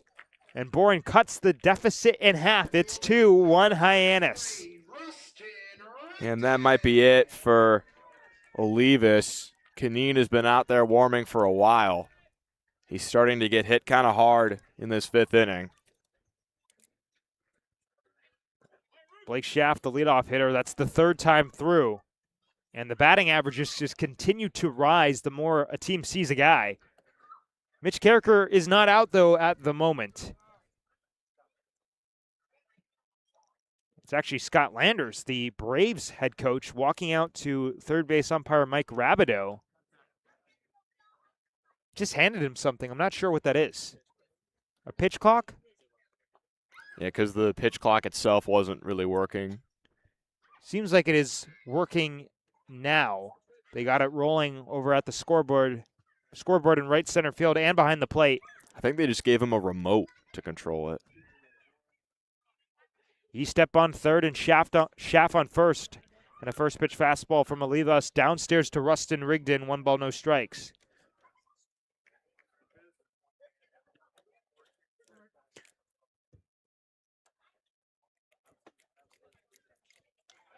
They check over at first base, and Schaff is back safely with a head-first dive.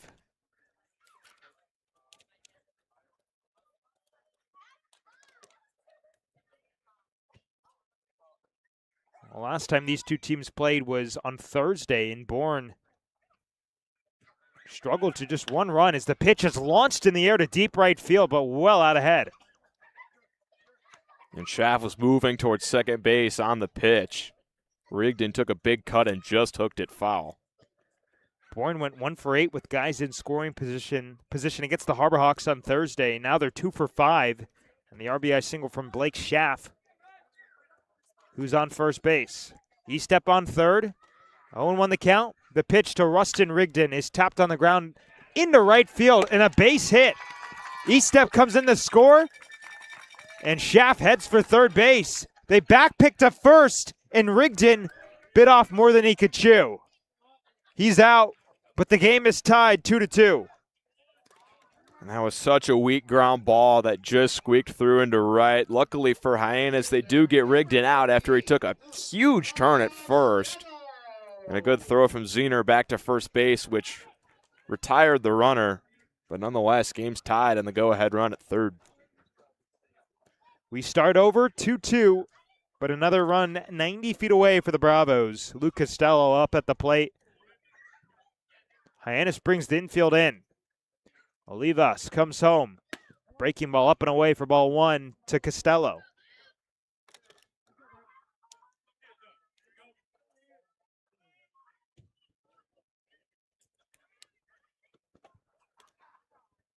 0 for 2 out of the number three spot of the order for Scott Landers. Looking to change that narrative in the last of the fifth. Pitch is downstairs as Olivas goes to the hook, but to no avail. 2 balls, no strikes. Now 74 pitches deep through 4 1/3 innings. There is only 1 out.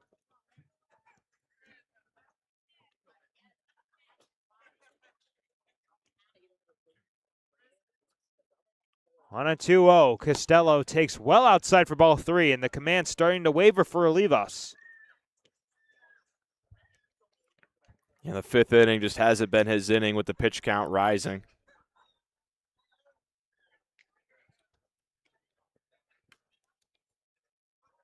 Blake Schaff 90 feet away. 3-0 taken all the way. He'll take downstairs for ball 4. The 3rd walk of the day issued by Olivas puts runners at the corners once again.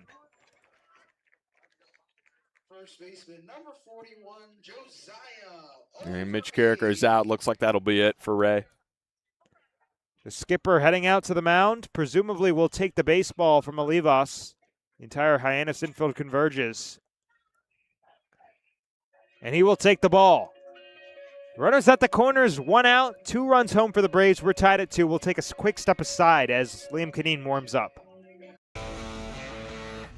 Get ready for big results with our small machines. With more power, performance, comfort, and savings, they are ready for every job. And we're ready with plenty of inventory, the best support in the business, same-day parts availability, and locations across the Northeast. So you can always be ready to work. Milton Cat, always ready.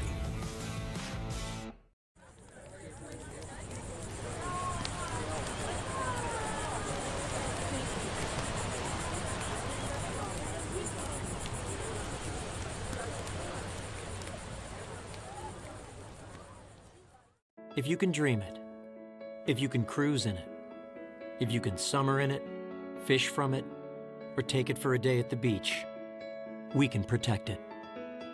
The Baldwin Group, protecting the possible.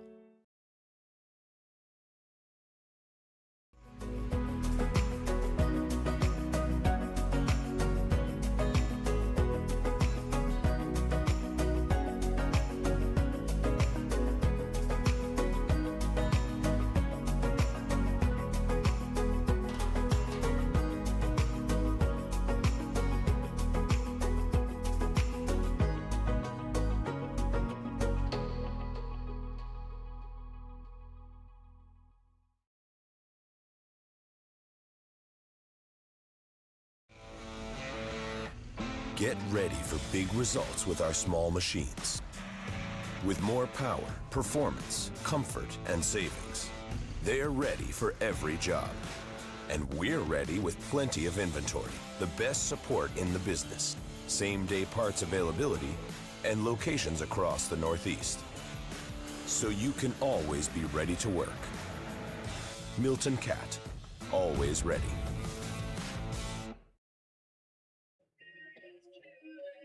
The new pitcher is not Liam Canine. It's actually Bruce Littleton. So Mitch Carricker is switching sides, going from the righty Olivas to the lefty Littleton. He's making his 5th appearance of the Cape League summer, and now all 5 times out, first in relief of a starter. Last time against Chatham on July 21st, he got the win. 3 1/3 innings, 2 earned runs, a walk on 4 strikeouts, 3 hits allowed.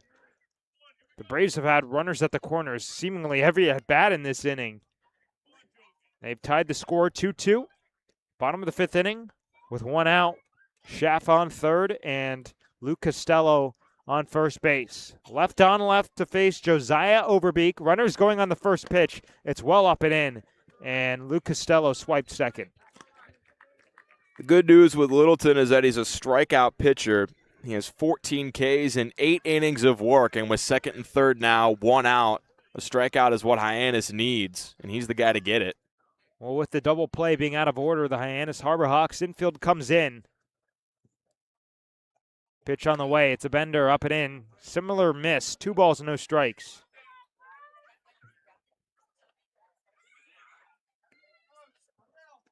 Bourne now 3 for 6 with runners in scoring position tonight. As Littleton peers in, has his sign. Kicks and fires a fastball down El Centro, 2-1. Sure, it has to be a weight lifted off of his shoulder. Maybe Overbeek had the take sign after 2 quick balls. Nonetheless, it's a 2-1 count. All 4 Hyannis infielders with toes on the infield lawn. Lefty Littleton has his sign. High leg kick comes home. Breaking ball spat on by Overbeek. Nice take for a 3-1 advantage. And the good news is that Littleton does have a base open to work around Overbeek, but if they become loaded, he'd have to come right at Berkeley Mabius, who sits on deck.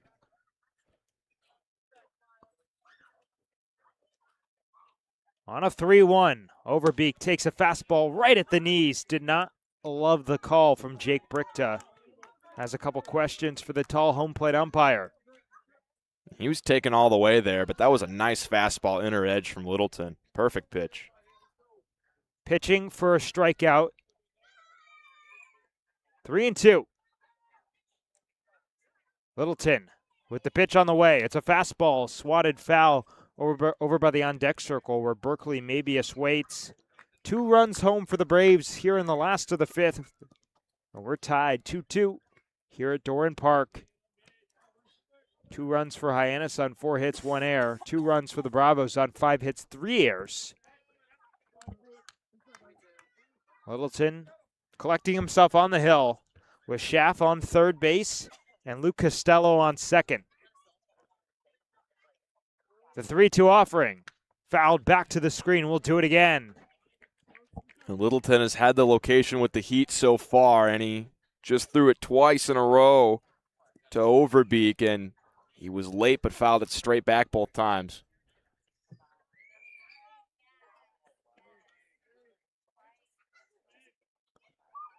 We'll do it again at 3-2. Littleton takes a breath. Rocks and deals a fastball. That's low for ball 4. And the bases will be loaded for Berkeley Mabius. That was a competitive pitch, but just low to Overbeek. Hard to dislike that at bat from Littleton. He battled back after falling behind, but he needs a pitch now. Bases loaded, 1 out.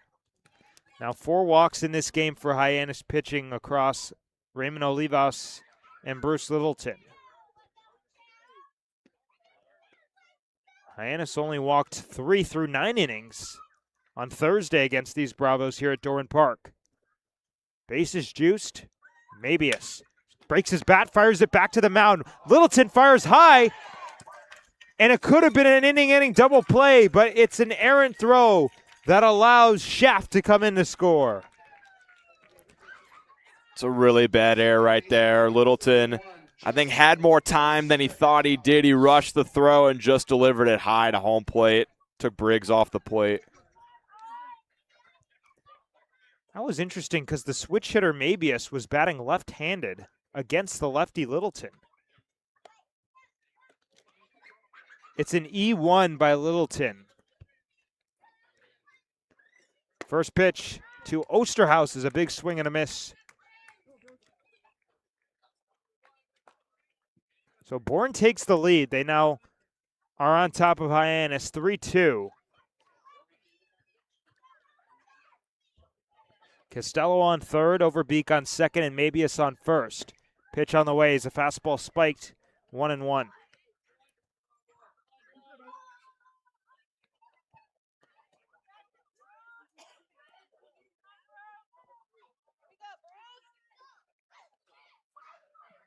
Bruce Littleton with his back against the wall. The 1-1 offering to Osterhaus is a breaking ball just inside. 2-1.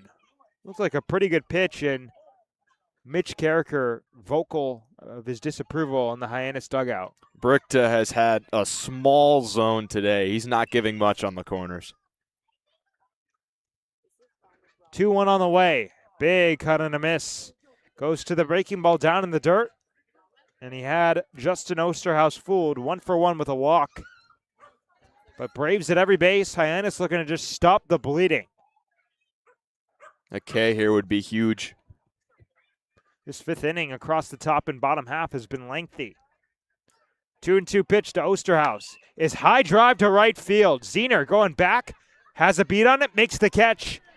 as Costello comes in to score. Overbeek heads for third. 4-2 Braves lead.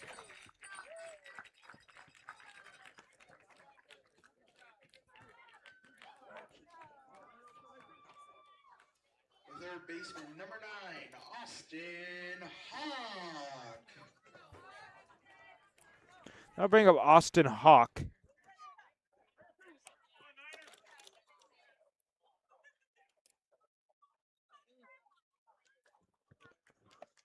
Swinging it from the right side, but a check over at first base and back safely for Mabius.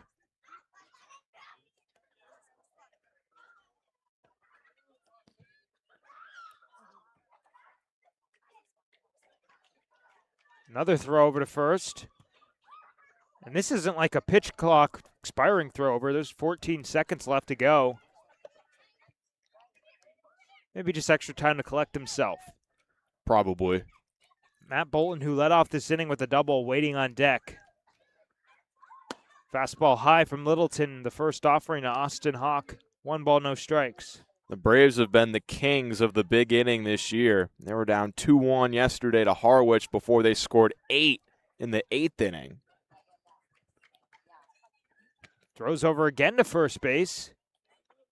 This time, Mabius just gets back standing. Overbeek on third with Mabius 2 left turns away on first. 4 runs home for the Braves here in the bottom of the 5th inning. 1-0. Fastball low. 2 balls, no strikes.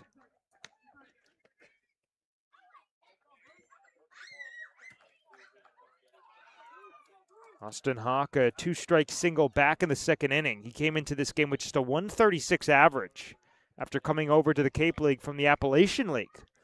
Littleton, behind in the count, fires a 2-0 fastball, nowhere close for ball 3. Yeah, he just doesn't have the command here out of the pen. Hasn't struggled with walks yet this summer. Didn't walk a lot of guys at Southern Miss, but he just doesn't have that fastball today.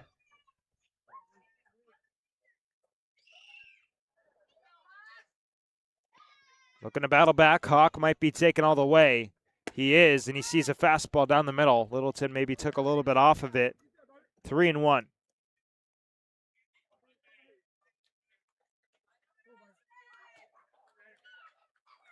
Bourne has had runners at the corners for much of this inning as the 3-1 pitch is tapped foul up the third base line. Almost got a piece of Overbeek, but no harm, no foul. He was in foul territory anyways. That's, of course, why they teach you to be there.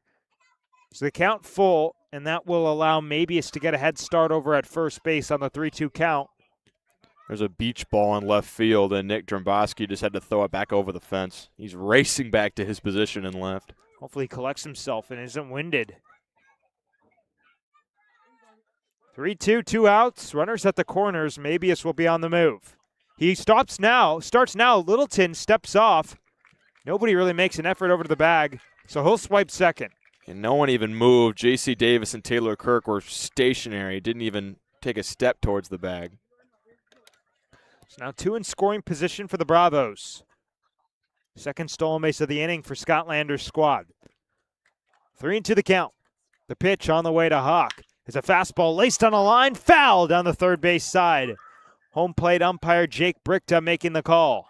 I don't think Dromboski knew that was foul. He raced over to pick that one up and was about to fire a throw to second base. It's about as close as it gets. No chalk, though, coming up. The reason why Rabideau, the third base umpire, didn't make the call is with the 3-man umpiring crew. He's pretty much behind the mound, just shaded to the shortstop side. And the plate umpire's got to take that one down the line. Overbeek on third, Mabius on second. 3-2. The payoff once more. Fastball line to left field. That's in for a base hit. Overbeek scores. Mabius gets the pinwheel. The throw is cut off by Caden Miller. A 2-run single for Austin Hawk. And Bourne adds insult to injury. A 6-run bottom of the 5th inning and a 6-2 Bravos lead. Yeah, these guys only need 1 inning. You fall asleep, they're going to hit single after single after single.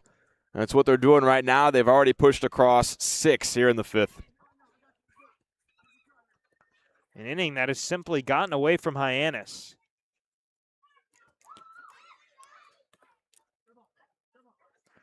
Now the Braves have batted around. It's Matt Bolton, who was the leadoff hitter in this frame, doubled one of the 6 Braves runs. Littleton looks over at first.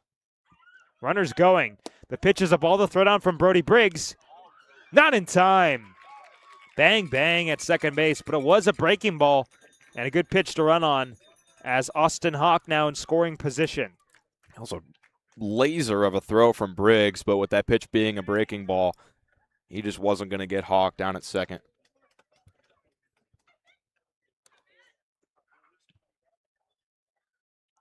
Littleton peering back at second. Kingston fires a fastball. Swatted back to the screen, and the count level. A ball and a strike apiece with 2 outs in the inning.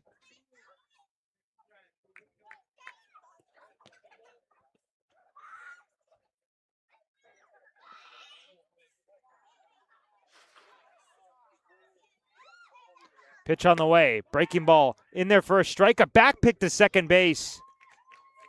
Actually was called a ball by Jake Brichta. So the count 2-1 now.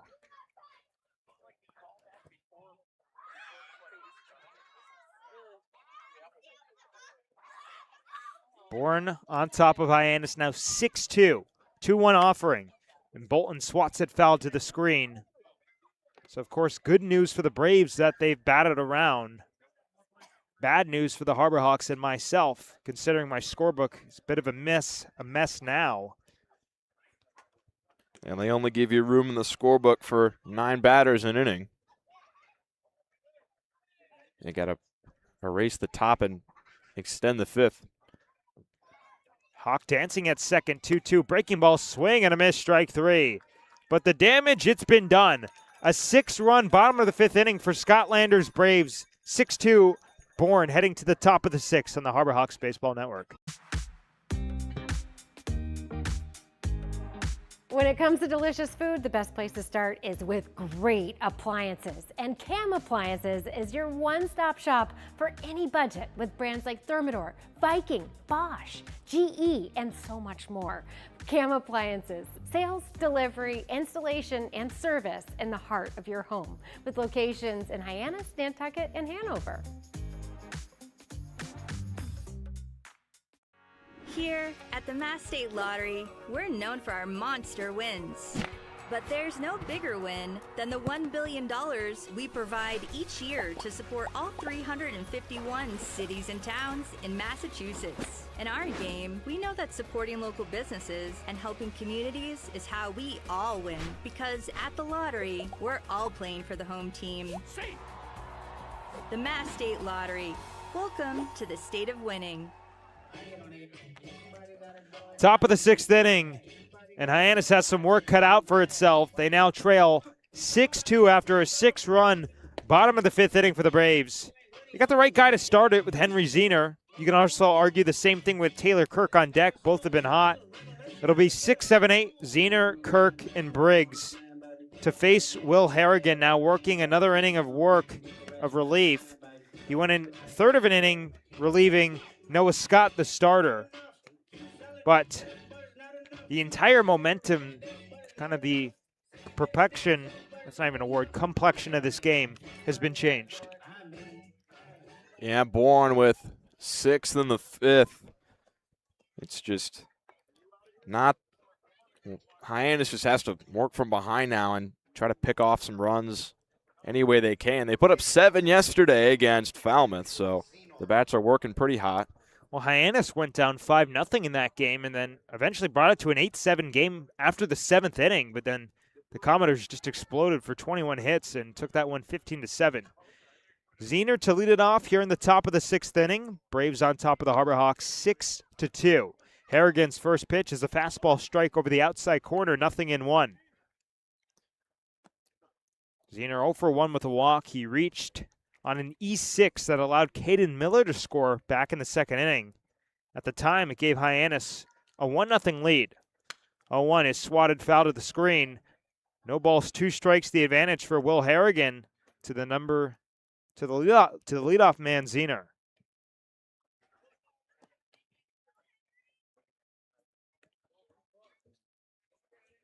Harrigan working out of the windup and calling his own game on the pitch count.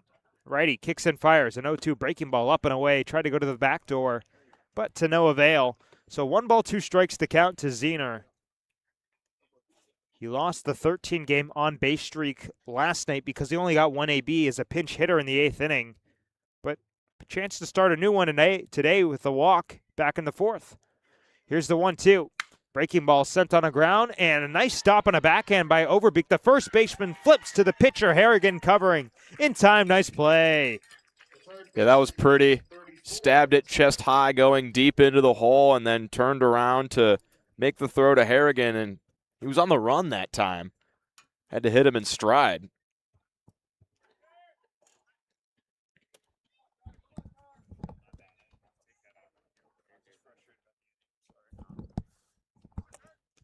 Up comes Taylor Kirk. 0 for 2 with a punch out back in the 4th inning that ended a threat for Hyannis. They had 2 on as the first pitch fastball is up and away, 1-0. Harrigan really struggled with walks this year during his junior season with Columbia. 29 walks in 33 innings. Hyannis just needs to make him prove he can get over the plate. Pitch on the way, and Kirk swings, skies it a mile into the shallow left center field area. Blake Schaff going out, Matt Bolton coming in, and the left fielder calls off his shortstop, makes the catch. Bill of the cap high for the second out of the inning. I mean, if you're the Braves, as Brody Briggs comes up, it is huge that they throw up a 1-2-3 frame here because Hyannis loses all the momentum it did have. And to throw up a donut in a quick fashion as well and get back into the dugout with some wicked hot bats, that is a recipe for putting this one away. Brody Briggs reached on an E5 and came around to score back in the 5th inning. It was one of those, after he takes a first pitch ball up and away, 1-0, ones that was, could have gone either way. Probably a home scoring that, if it was at McKeon Park, would have been ruled a hit. 1-0 fastball, high for ball 2. But with the E5, he's now 0 for 6 on the young summer. Again, it could have gone either way.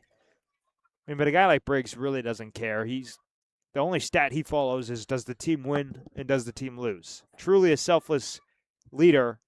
Behind the plate in the box, 2-0. Takes a fastball, called strike at the knees, and he's frustrated with Drake Brickta because that has not been there all day, and he knows it from anybody as the catcher in this game.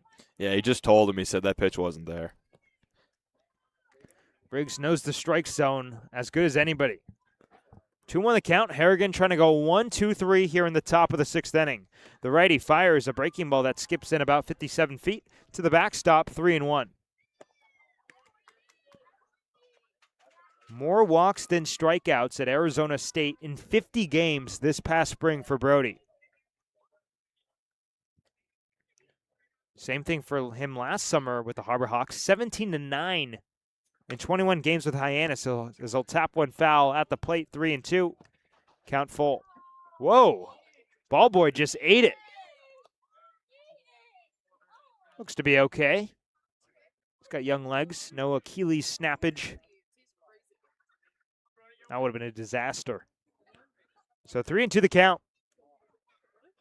Harrigan looking to retire 4 hitters in a row, going back to the 5th. And a fastball slap foul to the screen from Briggs. Will do it again. Now the bat boy has redemption, and he almost stumbles this time, but he stays on his feet. We got to get this kid some spikes. Pretty much a slip and slide. He looks like me in 8th grade when I didn't have basketball shoes. It was a disaster. I ate it about 5 times a game, and then I got new shoes, and then what do you know? I started playing a lot better. They let you play without basketball shoes? What were you wearing? It was bad. What were you wearing? Air Forces. 3-2 downstairs. And a 2-out walk for Brody Briggs.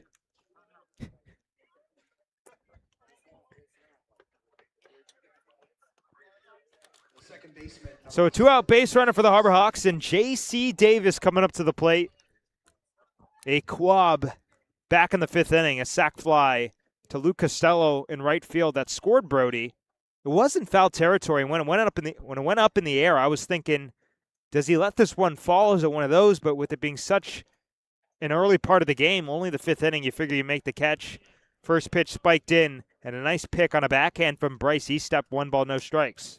At the time, there was also nobody out in the inning, and the right fielder Costello had a chance to get Brody Briggs at the plate, so I think a good decision to make that catch. 1-0 count. Pitch on the way. Davis shows the bunt, pulls it back. Did he go? Yes, he did.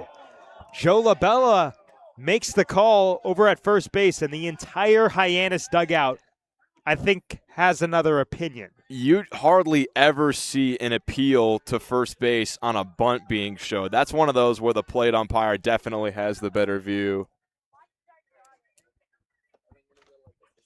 Someone in the Hyannis dugout is doing some major barking right now. Put a pin in it. That could come into account later. Very vocal about it. So it's a 1-1 count. Harrigan takes a pause. Comes home.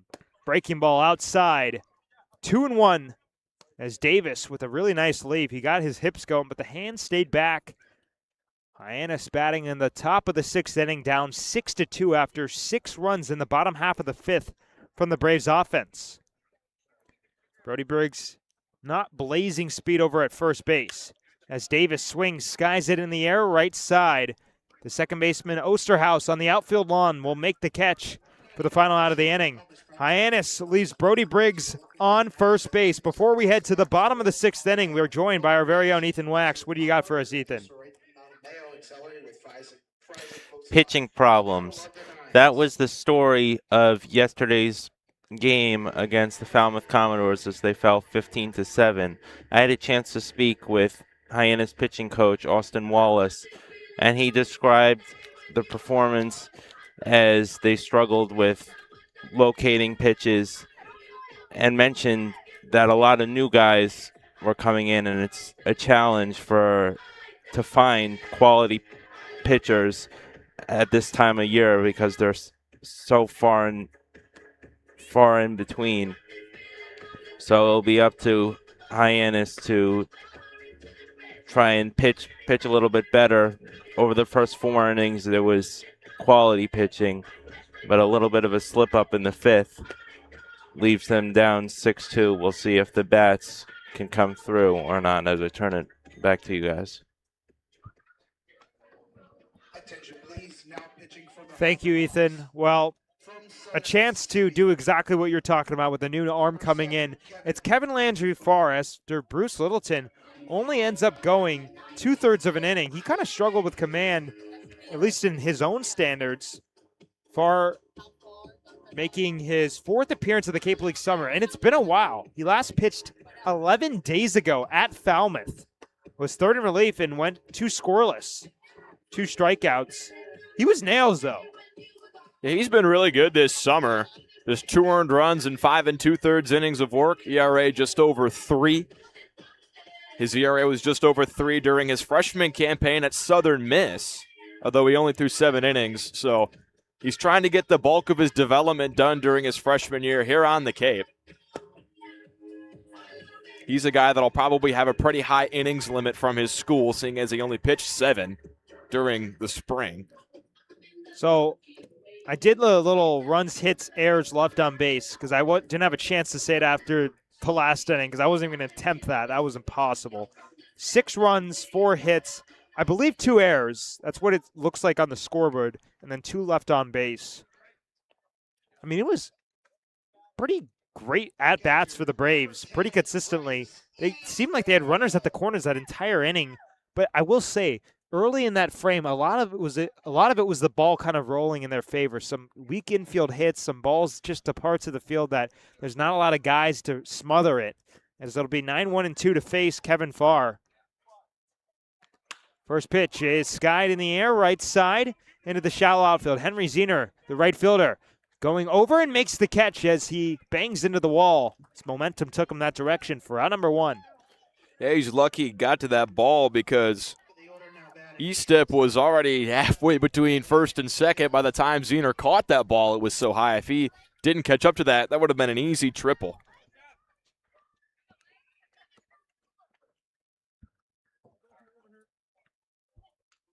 So top of the order, Blake Schaff. 1 out of 3 with an RBI single. The Cape League's average leader now that Andrew Costello, his former teammate, is gone. First pitch is a breaking ball low, 1-0.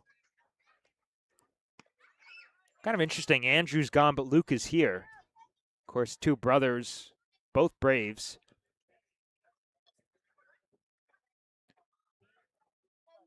Bourne batting with 1 out in the bottom of the 6th inning. To this point, 6 unanswered runs for the Bravos as a 1-0 Bender finds the back door. That's a really pretty pitch. Count level, a ball and a strike apiece with 1 out in the inning. Lots of kids on hand tonight. Playing in the outfield beyond the fence, 1-1. Fastball swatted, foul off to the left and out of play.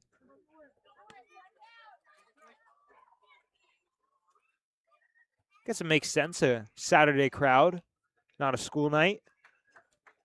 Hasn't been a school night in a while. It's late July. Right. Summer school. I guess. I guess the only reason, as the 1-2 is out downstairs 2-2, I thought of it not being a school night is because the last couple times we've been here, it seems like it's been empty, especially that July 1st game. I mean, I don't even know what that was. There was nobody in the ballpark. 2-2 is sent off of Brody Briggs. Got his left forearm. No padding, and this guy's a gamer. He's not even going to allow Jake Brickton to give him any professional courtesy. He's already ready to put down a sign.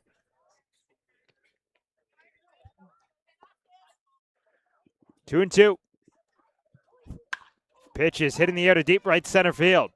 Jax Jimenez, the center fielder, now to his left, makes the catch to retire Schaff for out number 2.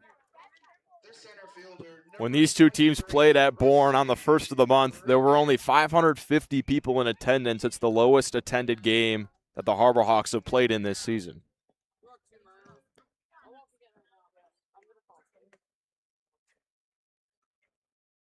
Two outs, nobody on, and Rustin Rigdon, the switch hitter, batting left-handed. An RBI knock back in the 5th inning. Will take ball 1 up and away. The most attended Harbor Hawks game this year was on the 20th against Chatham. 2,986 people at that one. Harbor Hawks won 7-5. 1-0 is tapped on the ground, back to the mound. It's by far. It's charged at third by Caden Miller. His throw not in time as Rustin Rigdon legs out an infield single. The right fielder, number 38, Luke Costello. So a 2-out knock for Rigdon, and up comes Luke Costello. 0 for 2 with a walk, but he scored a run and stole a base. The walk, the run, the stolen base, all back in the 5th inning. Everything for the Braves back in the 5th inning. 4 of their 6 hits and 6 of their 6 runs in that 5th frame. First pitch to him is inside for ball 1. I mean, the Rustin Rigdon infield single, I think, is a great example of the way the ball just seems to have rolled in the favor of Bourne tonight. Of course, they have had a couple nice swings. The 2-run single for Austin Hawk was not lucky as the pitch is a strike. The runner goes. The throw down from Briggs. Not in time. It pulled Taylor Kirk to the second base side. Another stolen base for the Bravos. That's the 4th of the game for Scott Lander's squad. They just pick great pitches to go on.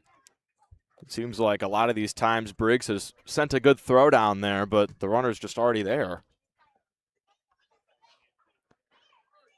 17th stolen base on the season for Rustin Rigdon. He's going on the pitch, and it's skied on the infield. The shortstop, Taylor Kirk, now to his left, makes the catch for the final out of the inning.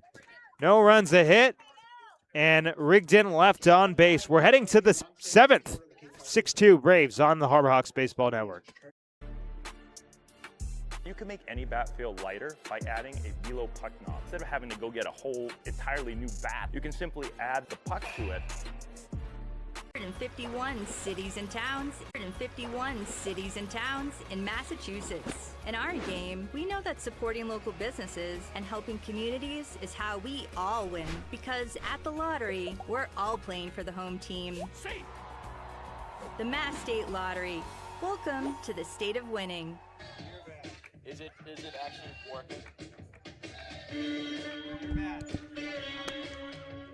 Seventh inning here from Doran Park in Bourne, Massachusetts. 6-2 the lead for the hometown Bourne Braves over the Hyannis Harbor Hawks. They scored all 6 of their runs in the bottom half of the 5th inning thanks to 4 hits, a couple of walks, and 2 Harbor Hawk errors.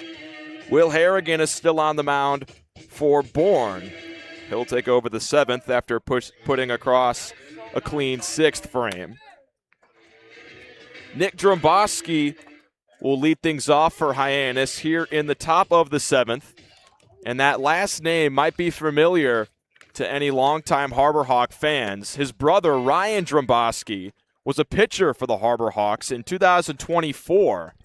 He was terrific, had an ERA of 1.8, and then 2 years later they've picked up his brother to be a hit. About having legacy players here with the Harbor Hawks, and that's exactly what Nick Dromboski is. The Stony Brook product will hit from the left-handed side against the righty Will Harrigan, who checks his pitch comm device, now has the pitch into the windup. Dromboski takes a fastball inside, ball 1. He just came from the Valley League, where with the Front Royal Cardinals this summer, he played 28 games and hit 370. 1-0, swung through and tipped foul.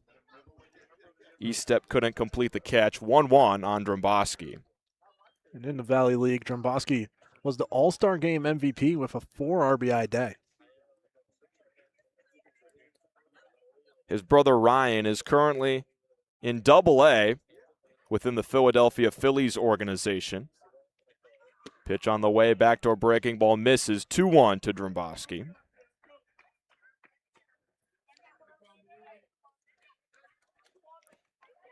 He singled in the 5th inning of this one. Also singled yesterday against Falmouth in his Cape League debut. 2-1 offering. Fastball at the knees, called strike 2. The Hyannis dugout has been voicing their displeasure with home plate umpire Jake Brichta. They thought that last pitch was low. Instead, it's 2-2, and here's Harrigan to the plate. Curveball misses beneath the knees, and Dromboski has run the count full. Dromboski, as we mentioned, coming from summer ball to more summer ball, he hasn't seemed to have lost a step in his plate approach. Payoff pitch. Backdoor breaking ball, fisted foul along the third base side. This is the point of the year where you see many players from various summer leagues make their way to the Cape. The Valley League, the NECBL is another league that sends quite a few players. Coastal Plains. 3-2 pitch. Fastball driven deep in the air out towards center field. Rustin Rigdon back near the warning track has enough room to make the catch for out number 1. Some solid contact from Nick Dromboski since he's made his way to Hyannis. A little bit under that one. Didn't get a whole lot of it, but easy put out for Rigdon. Nobody on and 1 out in the top of the 7th. 6-2 Bourne over Hyannis. And Jax Jimenez, the switch-hitting Oregon Duck, will dig in from the left-handed side. 1 for 3 today with a single in the 5th. This guy has been on fire at the plate as of late. First offering to him. Fastball low, ball 1. With the hit today, he's now rocking a 7-game hit streak. The longest streak from a Harbor Hawk this summer. 1-0. Breaker up and away. 2-0 on Jimenez. We know he can run when he gets on. 11 stolen bases this summer. That leads all Harbor Hawks. 2-0. Fastball fouled straight back by Jimenez. He was on it, but just beneath it.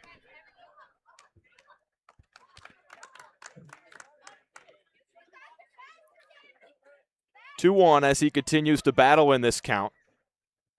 2 days ago when Hyannis played here at Bourne, he had a triple, but was left on third base afterwards. 2-1. Fastball swung through by Jimenez up above the zone, and the count even at 2. Going right back to the well there for Harrigan. Putting up some good innings out of the bullpen. The Yale Bulldog looking for his third consecutive out, dating back to the 6th. 2-2. Another fastball up, and Jimenez spoils this one straight back. Can always expect a good plate appearance from Jimenez. You'll see a lot of pitches right there at the top of the order. Locked in a battle with Will Harrigan right now. It continues with another 2-2. Breaking ball upstairs, and Jimenez has a full count. Harrigan's been effective, but the pitch count's climbing towards 40 now. He just threw his 40th pitch. 20 of them have been for strikes. And here's the payoff.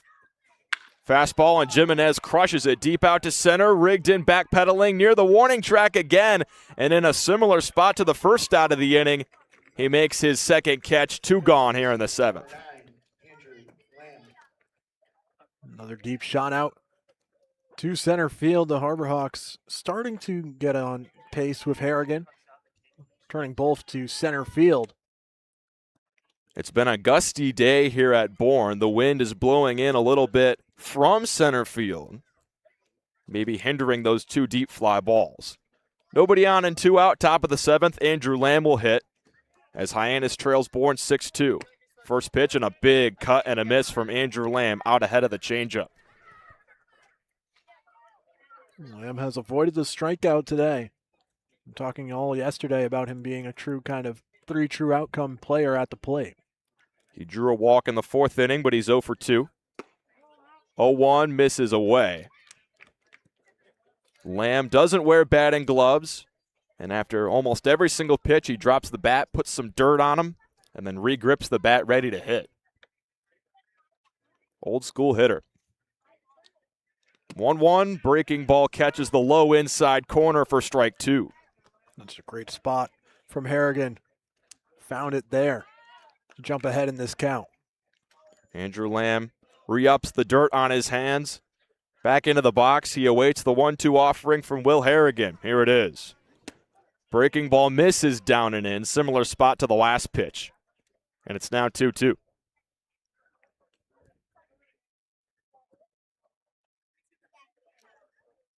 Harrigan only has 1 strikeout. It came back in the 5th inning. Looking for a second. 2-2 on its way. Fastball hit a mile high on the infield from Andrew Lamb. Third baseman Austin Hawk calls for it and makes the catch on the infield grass for the 3rd out of the inning. 1-2-3 for Will Harrigan in the 7th. Middle of the Braves order coming up in the bottom half. When it comes to delicious food, the best place to start is with great appliances. And Cam Appliances is your one-stop shop for any budget with brands like Thermador, Viking, Bosch, GE, and so much more. Cam Appliances, sales, delivery, installation, and service in the heart of your home with locations in Hyannis, Nantucket, and Hanover.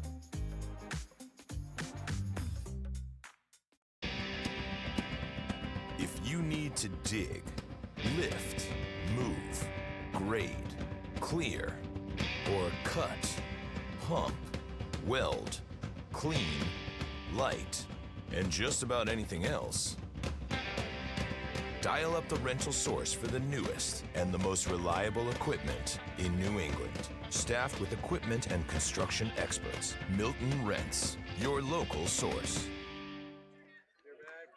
The 7th inning is brought to you by our folks at Milton Cat. Proud to Hyannis losing this game right now. They're in a heated battle with Falmouth for second place. Falmouth 2 points ahead after the win yesterday, but they're getting beaten down right now by the Wareham Gatemen, currently up 13-2 at Spillane Field in the 6th inning. And Wareham is currently battling with the Cotuit Kettleers for the final playoff spot in that West Division. Cotuit tied 4-4 with Harwich in the top of the 9th at White House Field. Chatham and Orleans fighting for the last playoff spot in the East. The Anglers are up 9-2 on the Firebirds. They can all but sew up that last playoff spot with a win. And then earlier today, the Brewster Whitecaps took down the YD Red Sox 5-1. Those two have been tightly contested at the top of the East Division as the first pitch of the bottom of the 7th is a strike from Kevin Landry Farr to Josiah Overbeek. It looked like nobody was going to catch YD, but Brewster has been on a tear as of late. Backdoor Bender called a strike. That last pitch was a ball. My apologies. So it's 1-1 to Overbeek. Can't blame you too much on thinking that'd be a strike, though. It was very close. 1-1 downstairs, 2-1. When you talk about the good news with Falmouth trailing big, the bad news is that Wareham comes to Hyannis tomorrow. 2-1. Hit deep out to center. Jimenez back with room, makes the catch for the first out. Well, the magic number for Hyannis to make the playoffs is 4. And if you don't know what a magic number is, we'll explain it right now. 4 is the number of Harbor Hawk wins or Gateman losses to clinch a playoff spot. So the most points the Gateman can get is so many, to where if Hyannis gets 4 wins, they would be above that maximum number. First pitch to Berkeley, maybe a call to strike. But also, if Wareham loses a game, their max number isn't as high. So all you got to know is 4 wins or 4 Gateman losses or a combination of the two. Hyannis is playoff bound. 0-1 pitch swung through by Mabius. He's behind 0-2.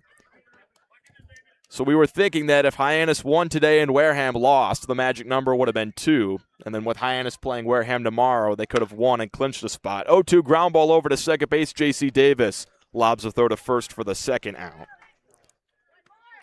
So nobody on, 2 out, bottom of the 7th. Braves leading the Harbor Hawks 6-2. But with Wareham crushing Falmouth right now, and Hyannis playing from behind here against Bourne, that magic number could stay at 4 when Hyannis plays Wareham tomorrow. But if Hyannis beats Wareham tomorrow, it will be a win for Hyannis and a loss for Wareham, so the number would go from 4 to 2. So big playoff implications for Hyannis' game tomorrow. First pitch from Kevin Landry, far to the lefty, Justin Osterhaus. Fastball misses up and away. That Chatham Orleans race for the last playoff spot might be all but over. Of course, these Bourne Braves clinched a playoff spot yesterday as the 1-0 misses down and in. 2-0 on Justin Osterhaus. Yarmouth, Dennis, Brewster, and Bourne are the 3 teams of 8 that have clinched a playoff spot. Kevin Landry fars 2-0. Right down Broadway, strike 1. So if Chatham beats Orleans, they would be up by 9 points, which is 4.5 games worth. And with only about 8 games left to play, they could be in really good position. 2-1 swung on and missed. It looked like Orleans was making a comeback. They won back-to-back games against Harwich, and Chatham was dreadful over a 10-game stretch where they went 1-8-1, but Chatham won yesterday against YD. Orleans lost as the 2-2 was swung on and missed by Osterhaus. That'll end the inning. A 1-2-3 frame for Kevin Landry far will keep the lead at 6-2 as we head to the 8th. You can make any bat feel lighter by adding a velo puck knob. Instead of having to go get a whole entirely new bat, you can simply add the puck to it. Players can use this with any bat. It's basically going to shift the weight of the bat a little bit more towards the hands. Players are able to hit the ball a lot harder just by simply adding the puck on.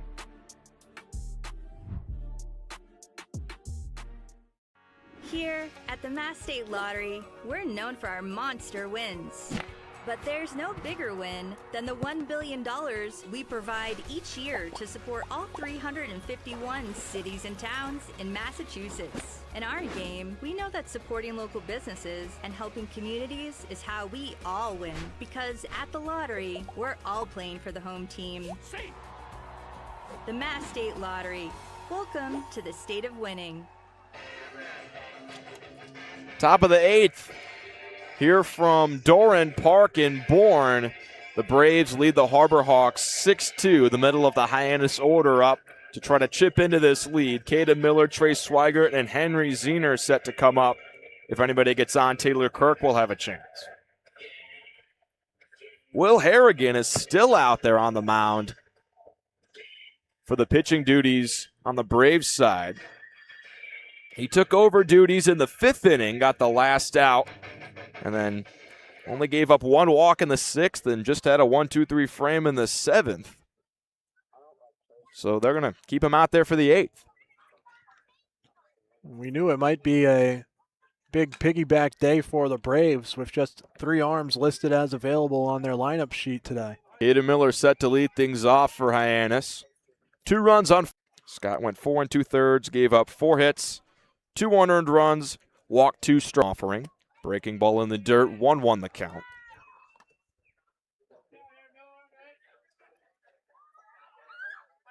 Hyannis chasing Bourne atop the West Division. They're currently 7 points back, trying to avoid falling to 9 points back. 1-1 fastball called, strike 2 at the knees. And winning the West would be nice, but might be a bit more important to just make sure you secure that 2nd seed. Have some home field advantage to open up the playoffs. Harrigan's wind up 1-2. Big breaking ball. Miller just gets a piece and chops it straight back behind the plate. Well, the good news for Hyannis, Falmouth is getting beat down by the Wareham Gatemen over at Spillane Field. It's 14-2 Wareham in the 6th. 1-2. Another big breaking ball. Miller watches it in the dirt, and it's 2-2. Not as enticing as the pitch before.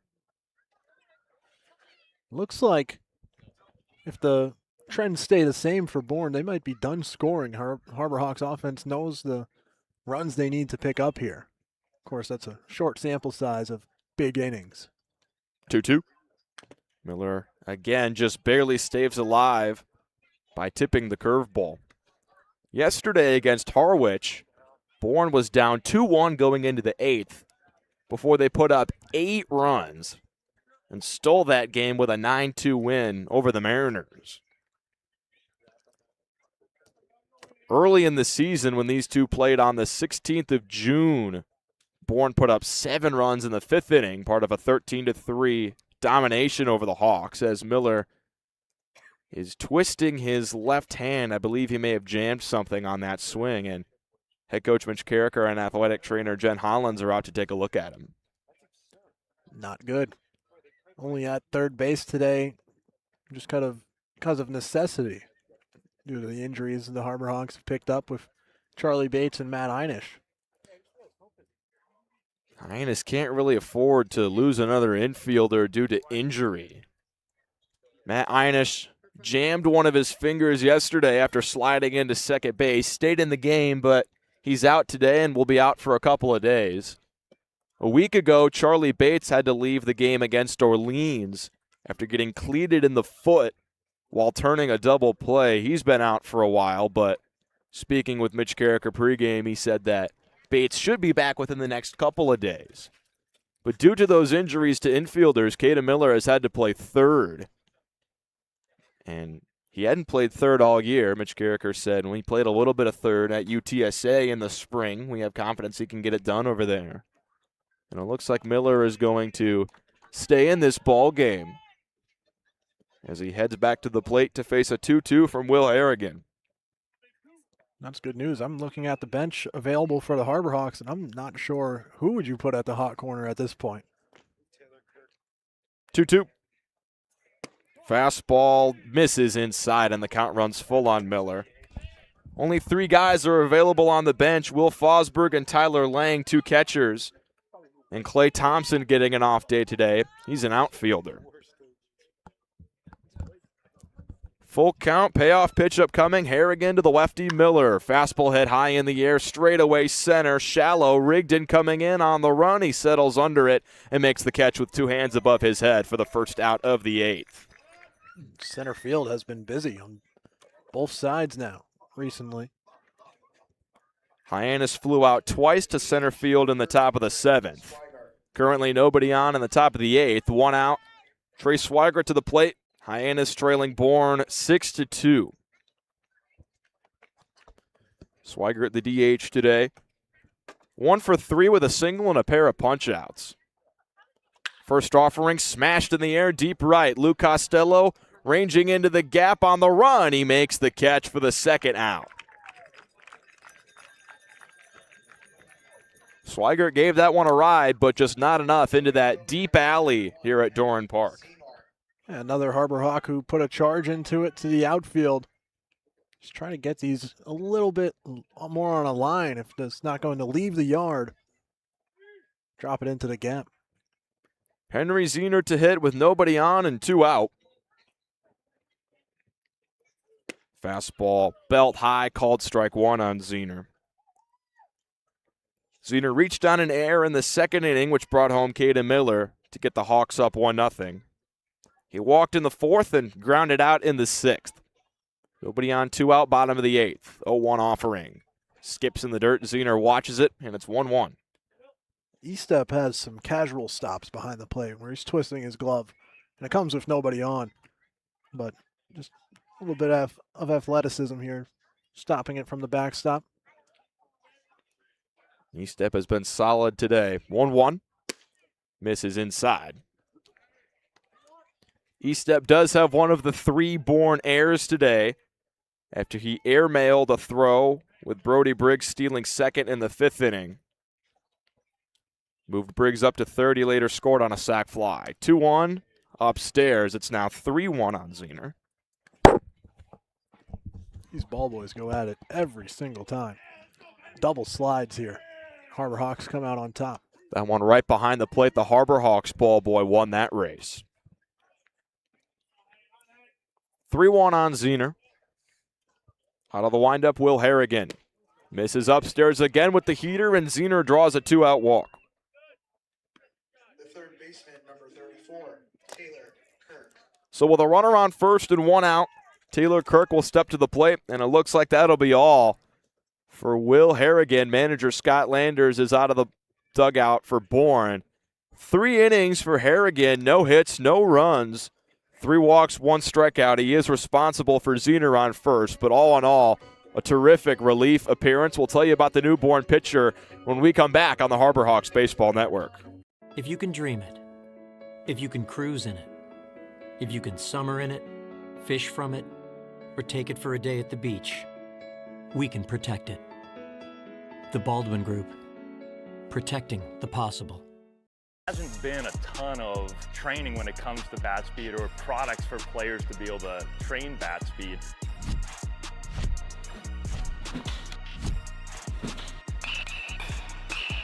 You can improve your bat speed and reach your goals working 10 to 15 minutes a day on this a couple of times a week. That's a no-brainer for every player.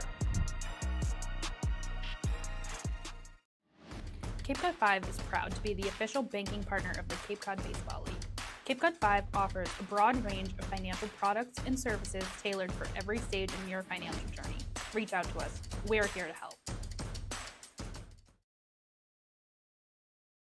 Owning a home means you can protect your family and put down roots in a community you care about. It gives you a place to celebrate the joys of daily living and be together during tough times. But for many on Cape Cod, home ownership is slipping further out of reach. Help make sure the American dream is available to the teachers, public safety professionals, and all the other people who make the Cape a special place. Visit capehousingmatters.org to find out more.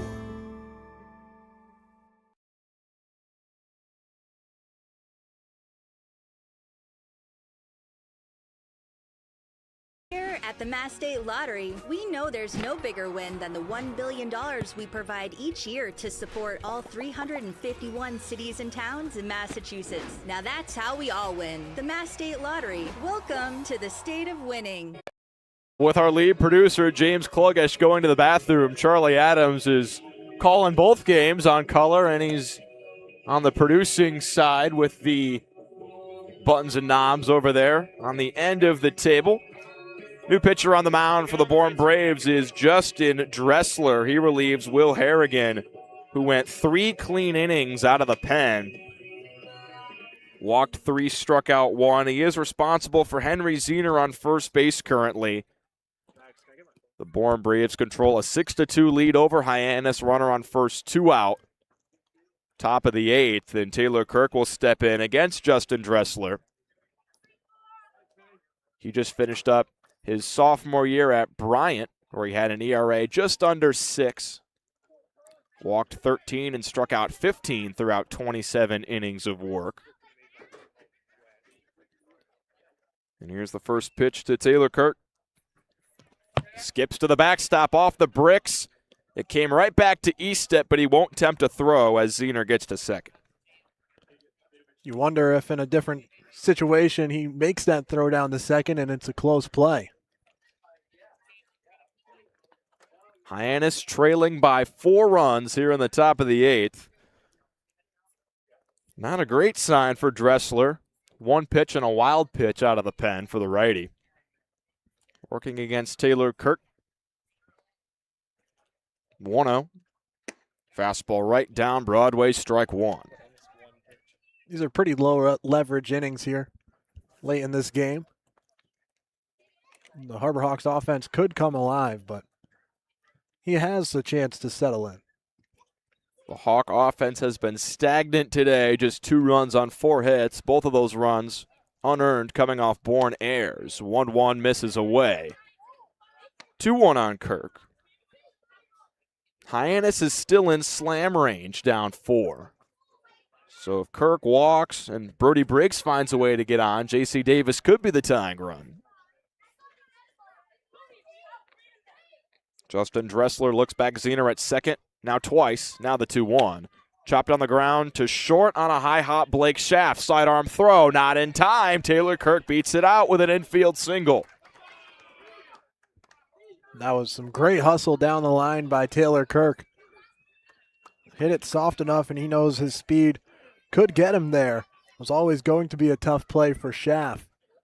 And the biggest part of this inning, of course, scoring runs would be nice, but if you can set up the 9th inning to have the top of your order, that's productive. Kirk now has hits in his last 5 games, and Brody Briggs will step to the plate with runners on the corners and 2 out, top of the 8th. Hyannis trailing Bourne 6-4. Dressler with a check on Kirk at first. Now he comes. Sidearm delivery, fastball called strike 1.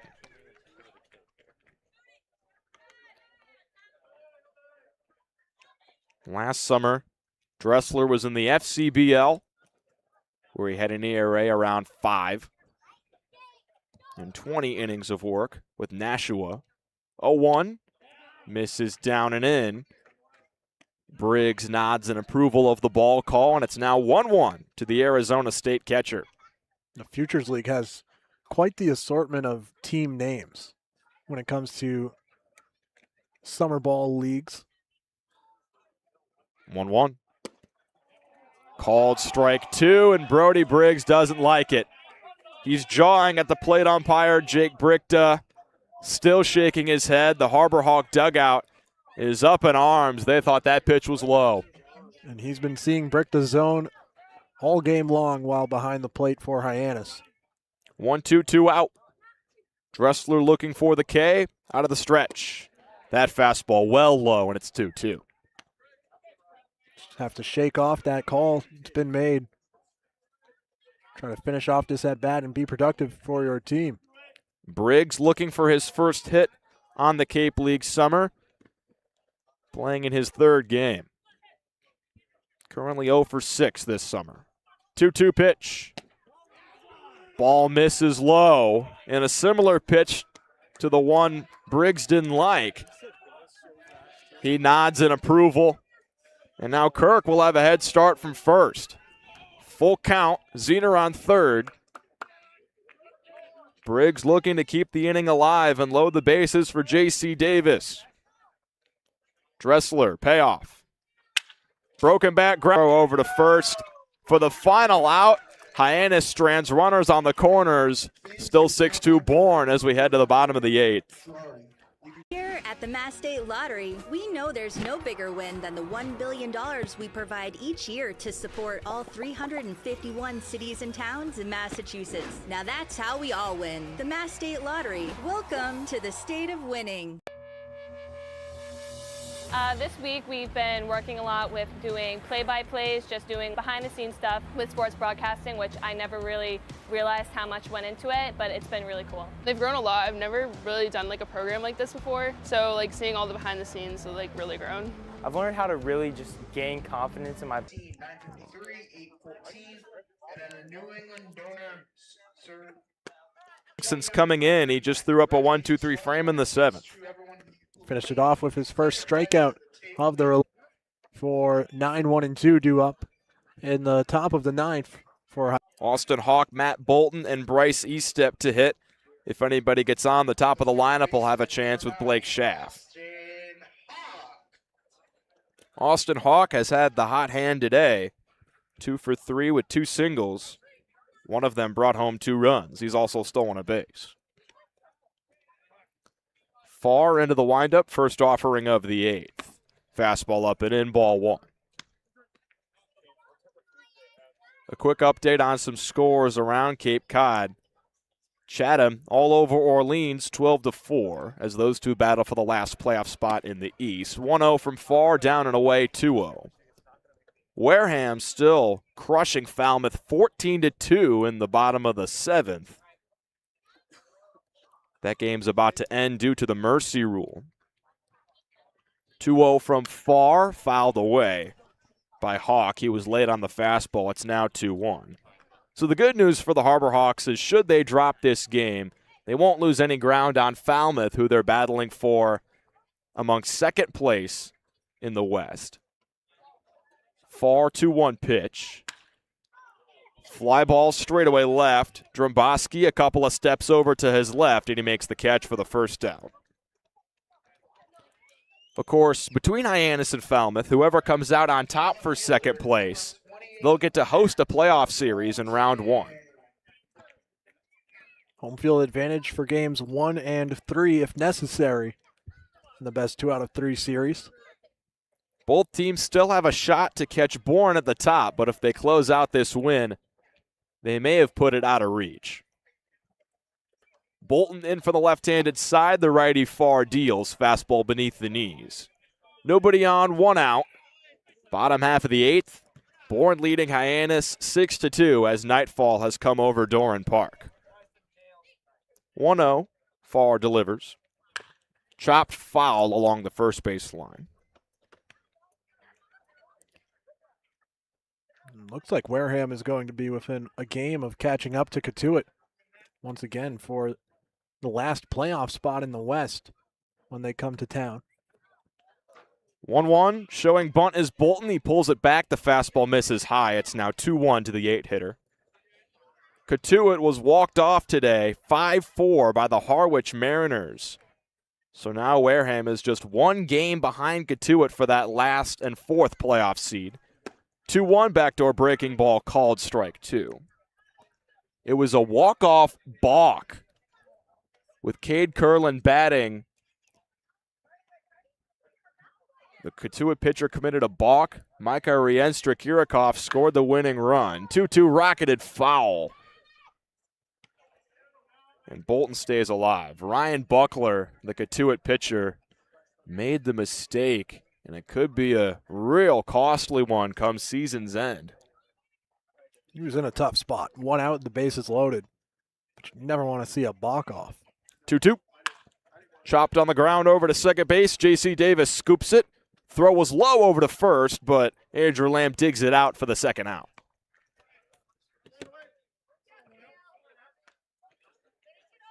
Of course, in the Cape Cod League, 8 of the 10 teams make the playoffs, the top 4 in each division. In the East, Brewster and YD are locked in a heated battle to see who wins that one. Both those two have been so much better than everyone else in the league. As the 9-hitter Bryce Eastep, the catcher will work righty on righty against Far. First pitch fastball misses in. Brewster took down YD 5-1 today, and they're only 2 points, 1 game behind the Red Sox for that top spot in the East. 1-0 from Far. Breaking ball misses high, 2-0 on Eastep. But the YD Red Sox were so far out in front of everyone this year, it looked like no one was going to catch them. They started the year 19-2. 2-0 pitch from Far, runs up and in. It's 3-0 on Eastep. When Hyannis first faced them in that back-to-back series on July 3rd and 4th, YD entered 15-1-1. And at the time, Brewster was just 10-6. They were 10 points back. 3-0 misses inside. Estep will reach with a 2-out walk.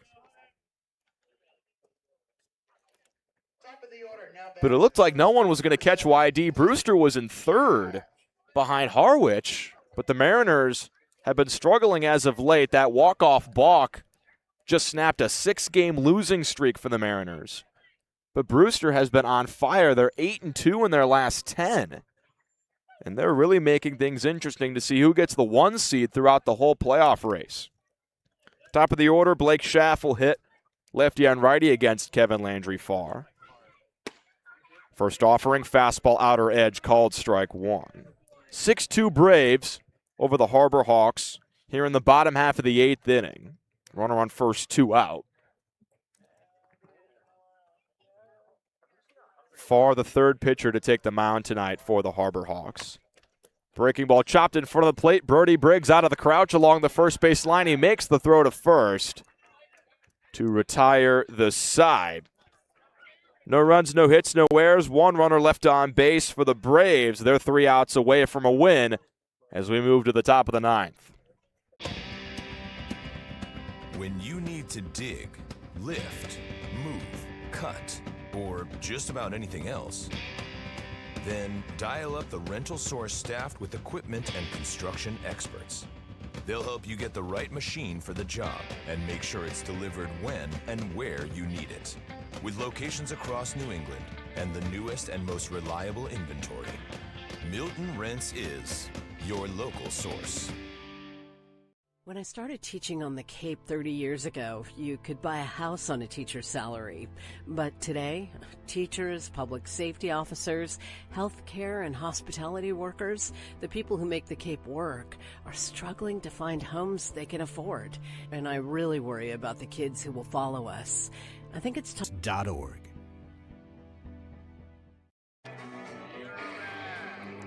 Top of the 9th, set to commence from Doran Park in Bourne. The Harbor Hawks have some work to do, down 6-2 to the division-leading Bourne Braves. Justin Dressler, who got the final out of the 8th inning, will stay out there to close things in the 9th. The Harbor Hawks with 9-1-2 due up. It's going to take a little bit here. Dressler was a little not too worried about letting him stay out here at this point. The Harbor Hawks have scored 4 runs in the 9th inning 1 time this year. That was on the 24th of June on the road against Orleans. They were trailing 6-4 going into the 9th. Scored 4 runs to take the lead, a win they eventually stole from the Firebirds. And they'll need to do the same thing here to force extras against Bourne. J.C. Davis will lead things off 0 for 2 today with an RBI sac fly in the 5th. The Harbor Hawks are the only team in the Cape League who haven't seen the 10th inning this season. No games going to extra innings. They're one of 4 teams who haven't tied in a game this year. Dressler out of the stretch, first offering to Davis. Fastball at the knees, called strike 1.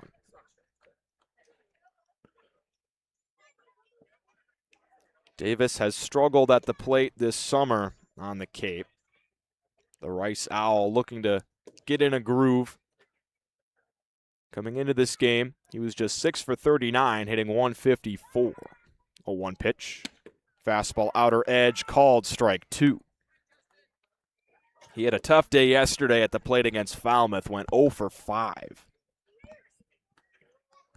And he's going to have to battle now, down 0-2.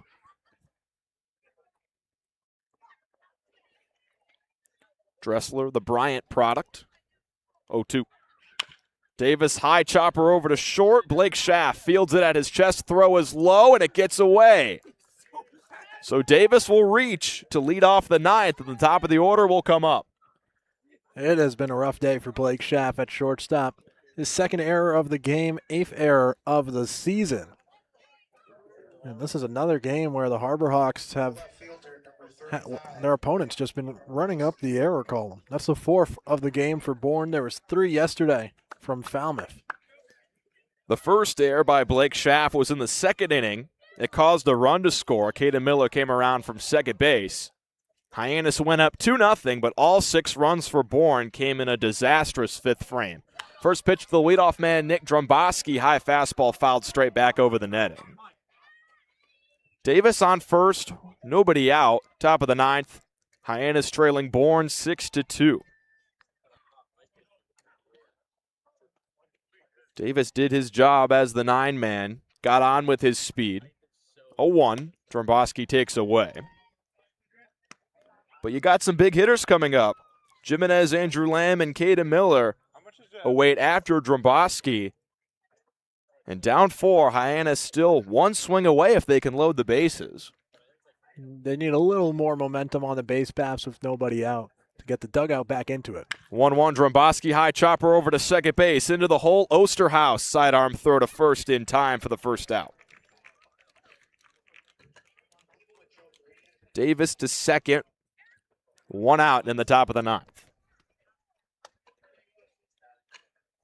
Little bit productive.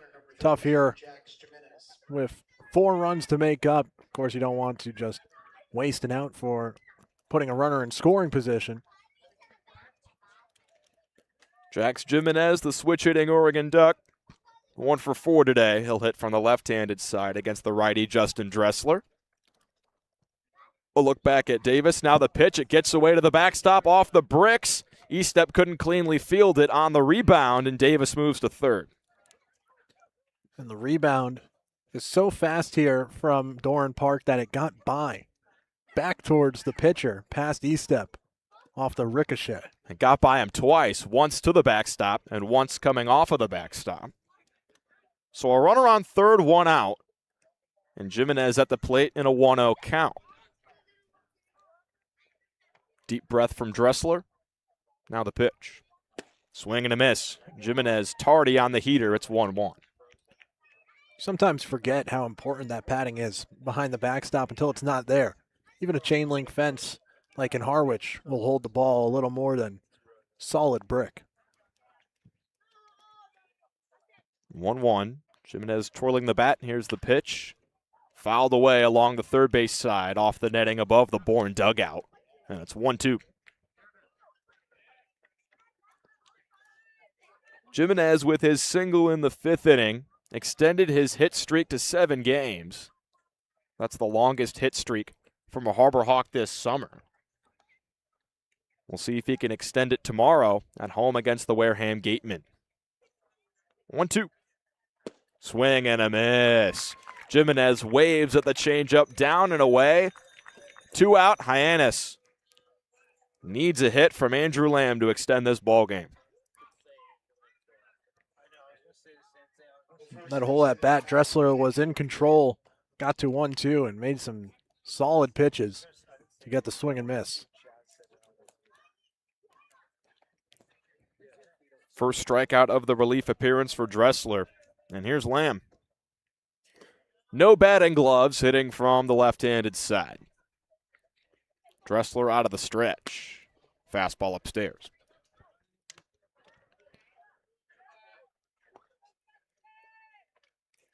Hyannis will play Wareham tomorrow. A win would push their magic number from 4 to 2 as Hyannis looks to clinch a playoff berth for the 3rd straight year. 1-0 pitch. Away. 2-0 on Lamb.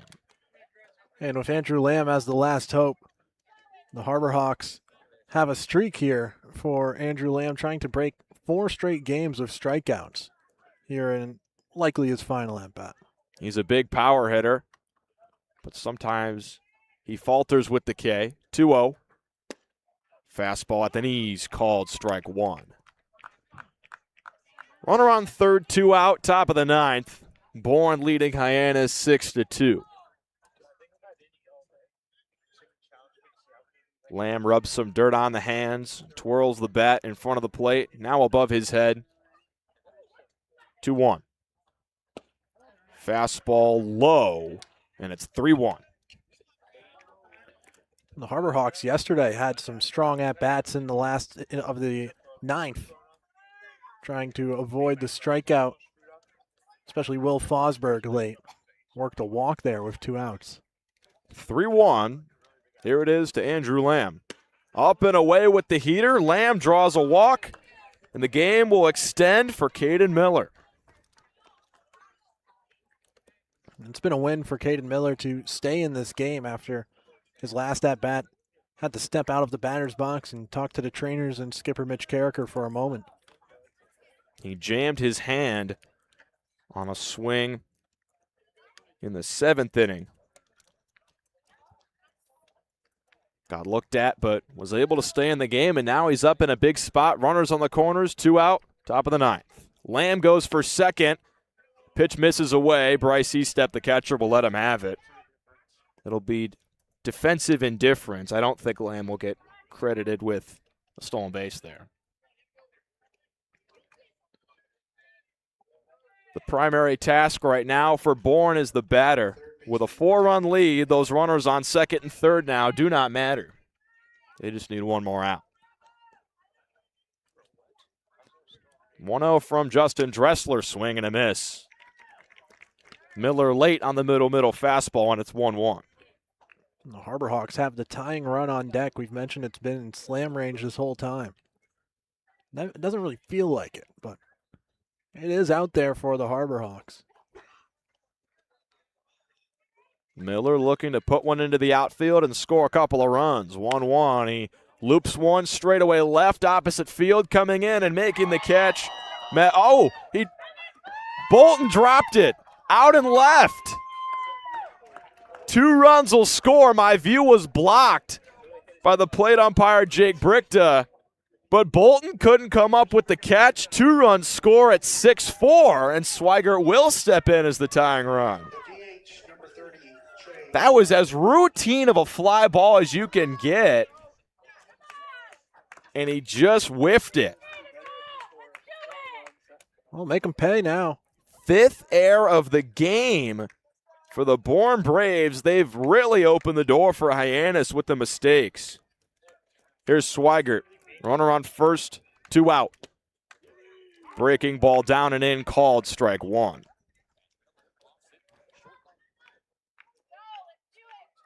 And getting another look at that play on the replay from the Bourne TV stream, Bolton just was trying to jog to the dugout before he caught it.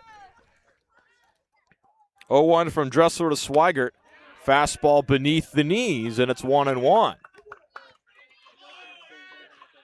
6 homers for Swigert at Portland this past spring. The two-way player making his debut in the lineup today. Frustrating day on the mound yesterday. Gave up 7 runs in relief. He can take out a lot of frustration here at the plate. 1-1. Fastball outer edge, called strike 2. Hyannis down to their final strike. The Harbor Hawks fans who have stuck around begin to make some noise. Miller on first, 2 out. Bourne 6, Hyannis 4. 1-2 count on the Portland Pilot. Trace Swigert at the plate. Justin Dressler looking to close out the game. 1-2. Down and in, called strike 3. No harm, no foul after the air from Bourne. And they take it 6-4 over Hyannis. 5 errors for the Bourne Braves, but the Harbor Hawks were always fighting back from that bottom of the 5th inning where the Braves put up 6 runs. It was a strong start for Raymond Olivas. Some unfortunate mistakes at the wrong time, and one big inning for Bourne once again.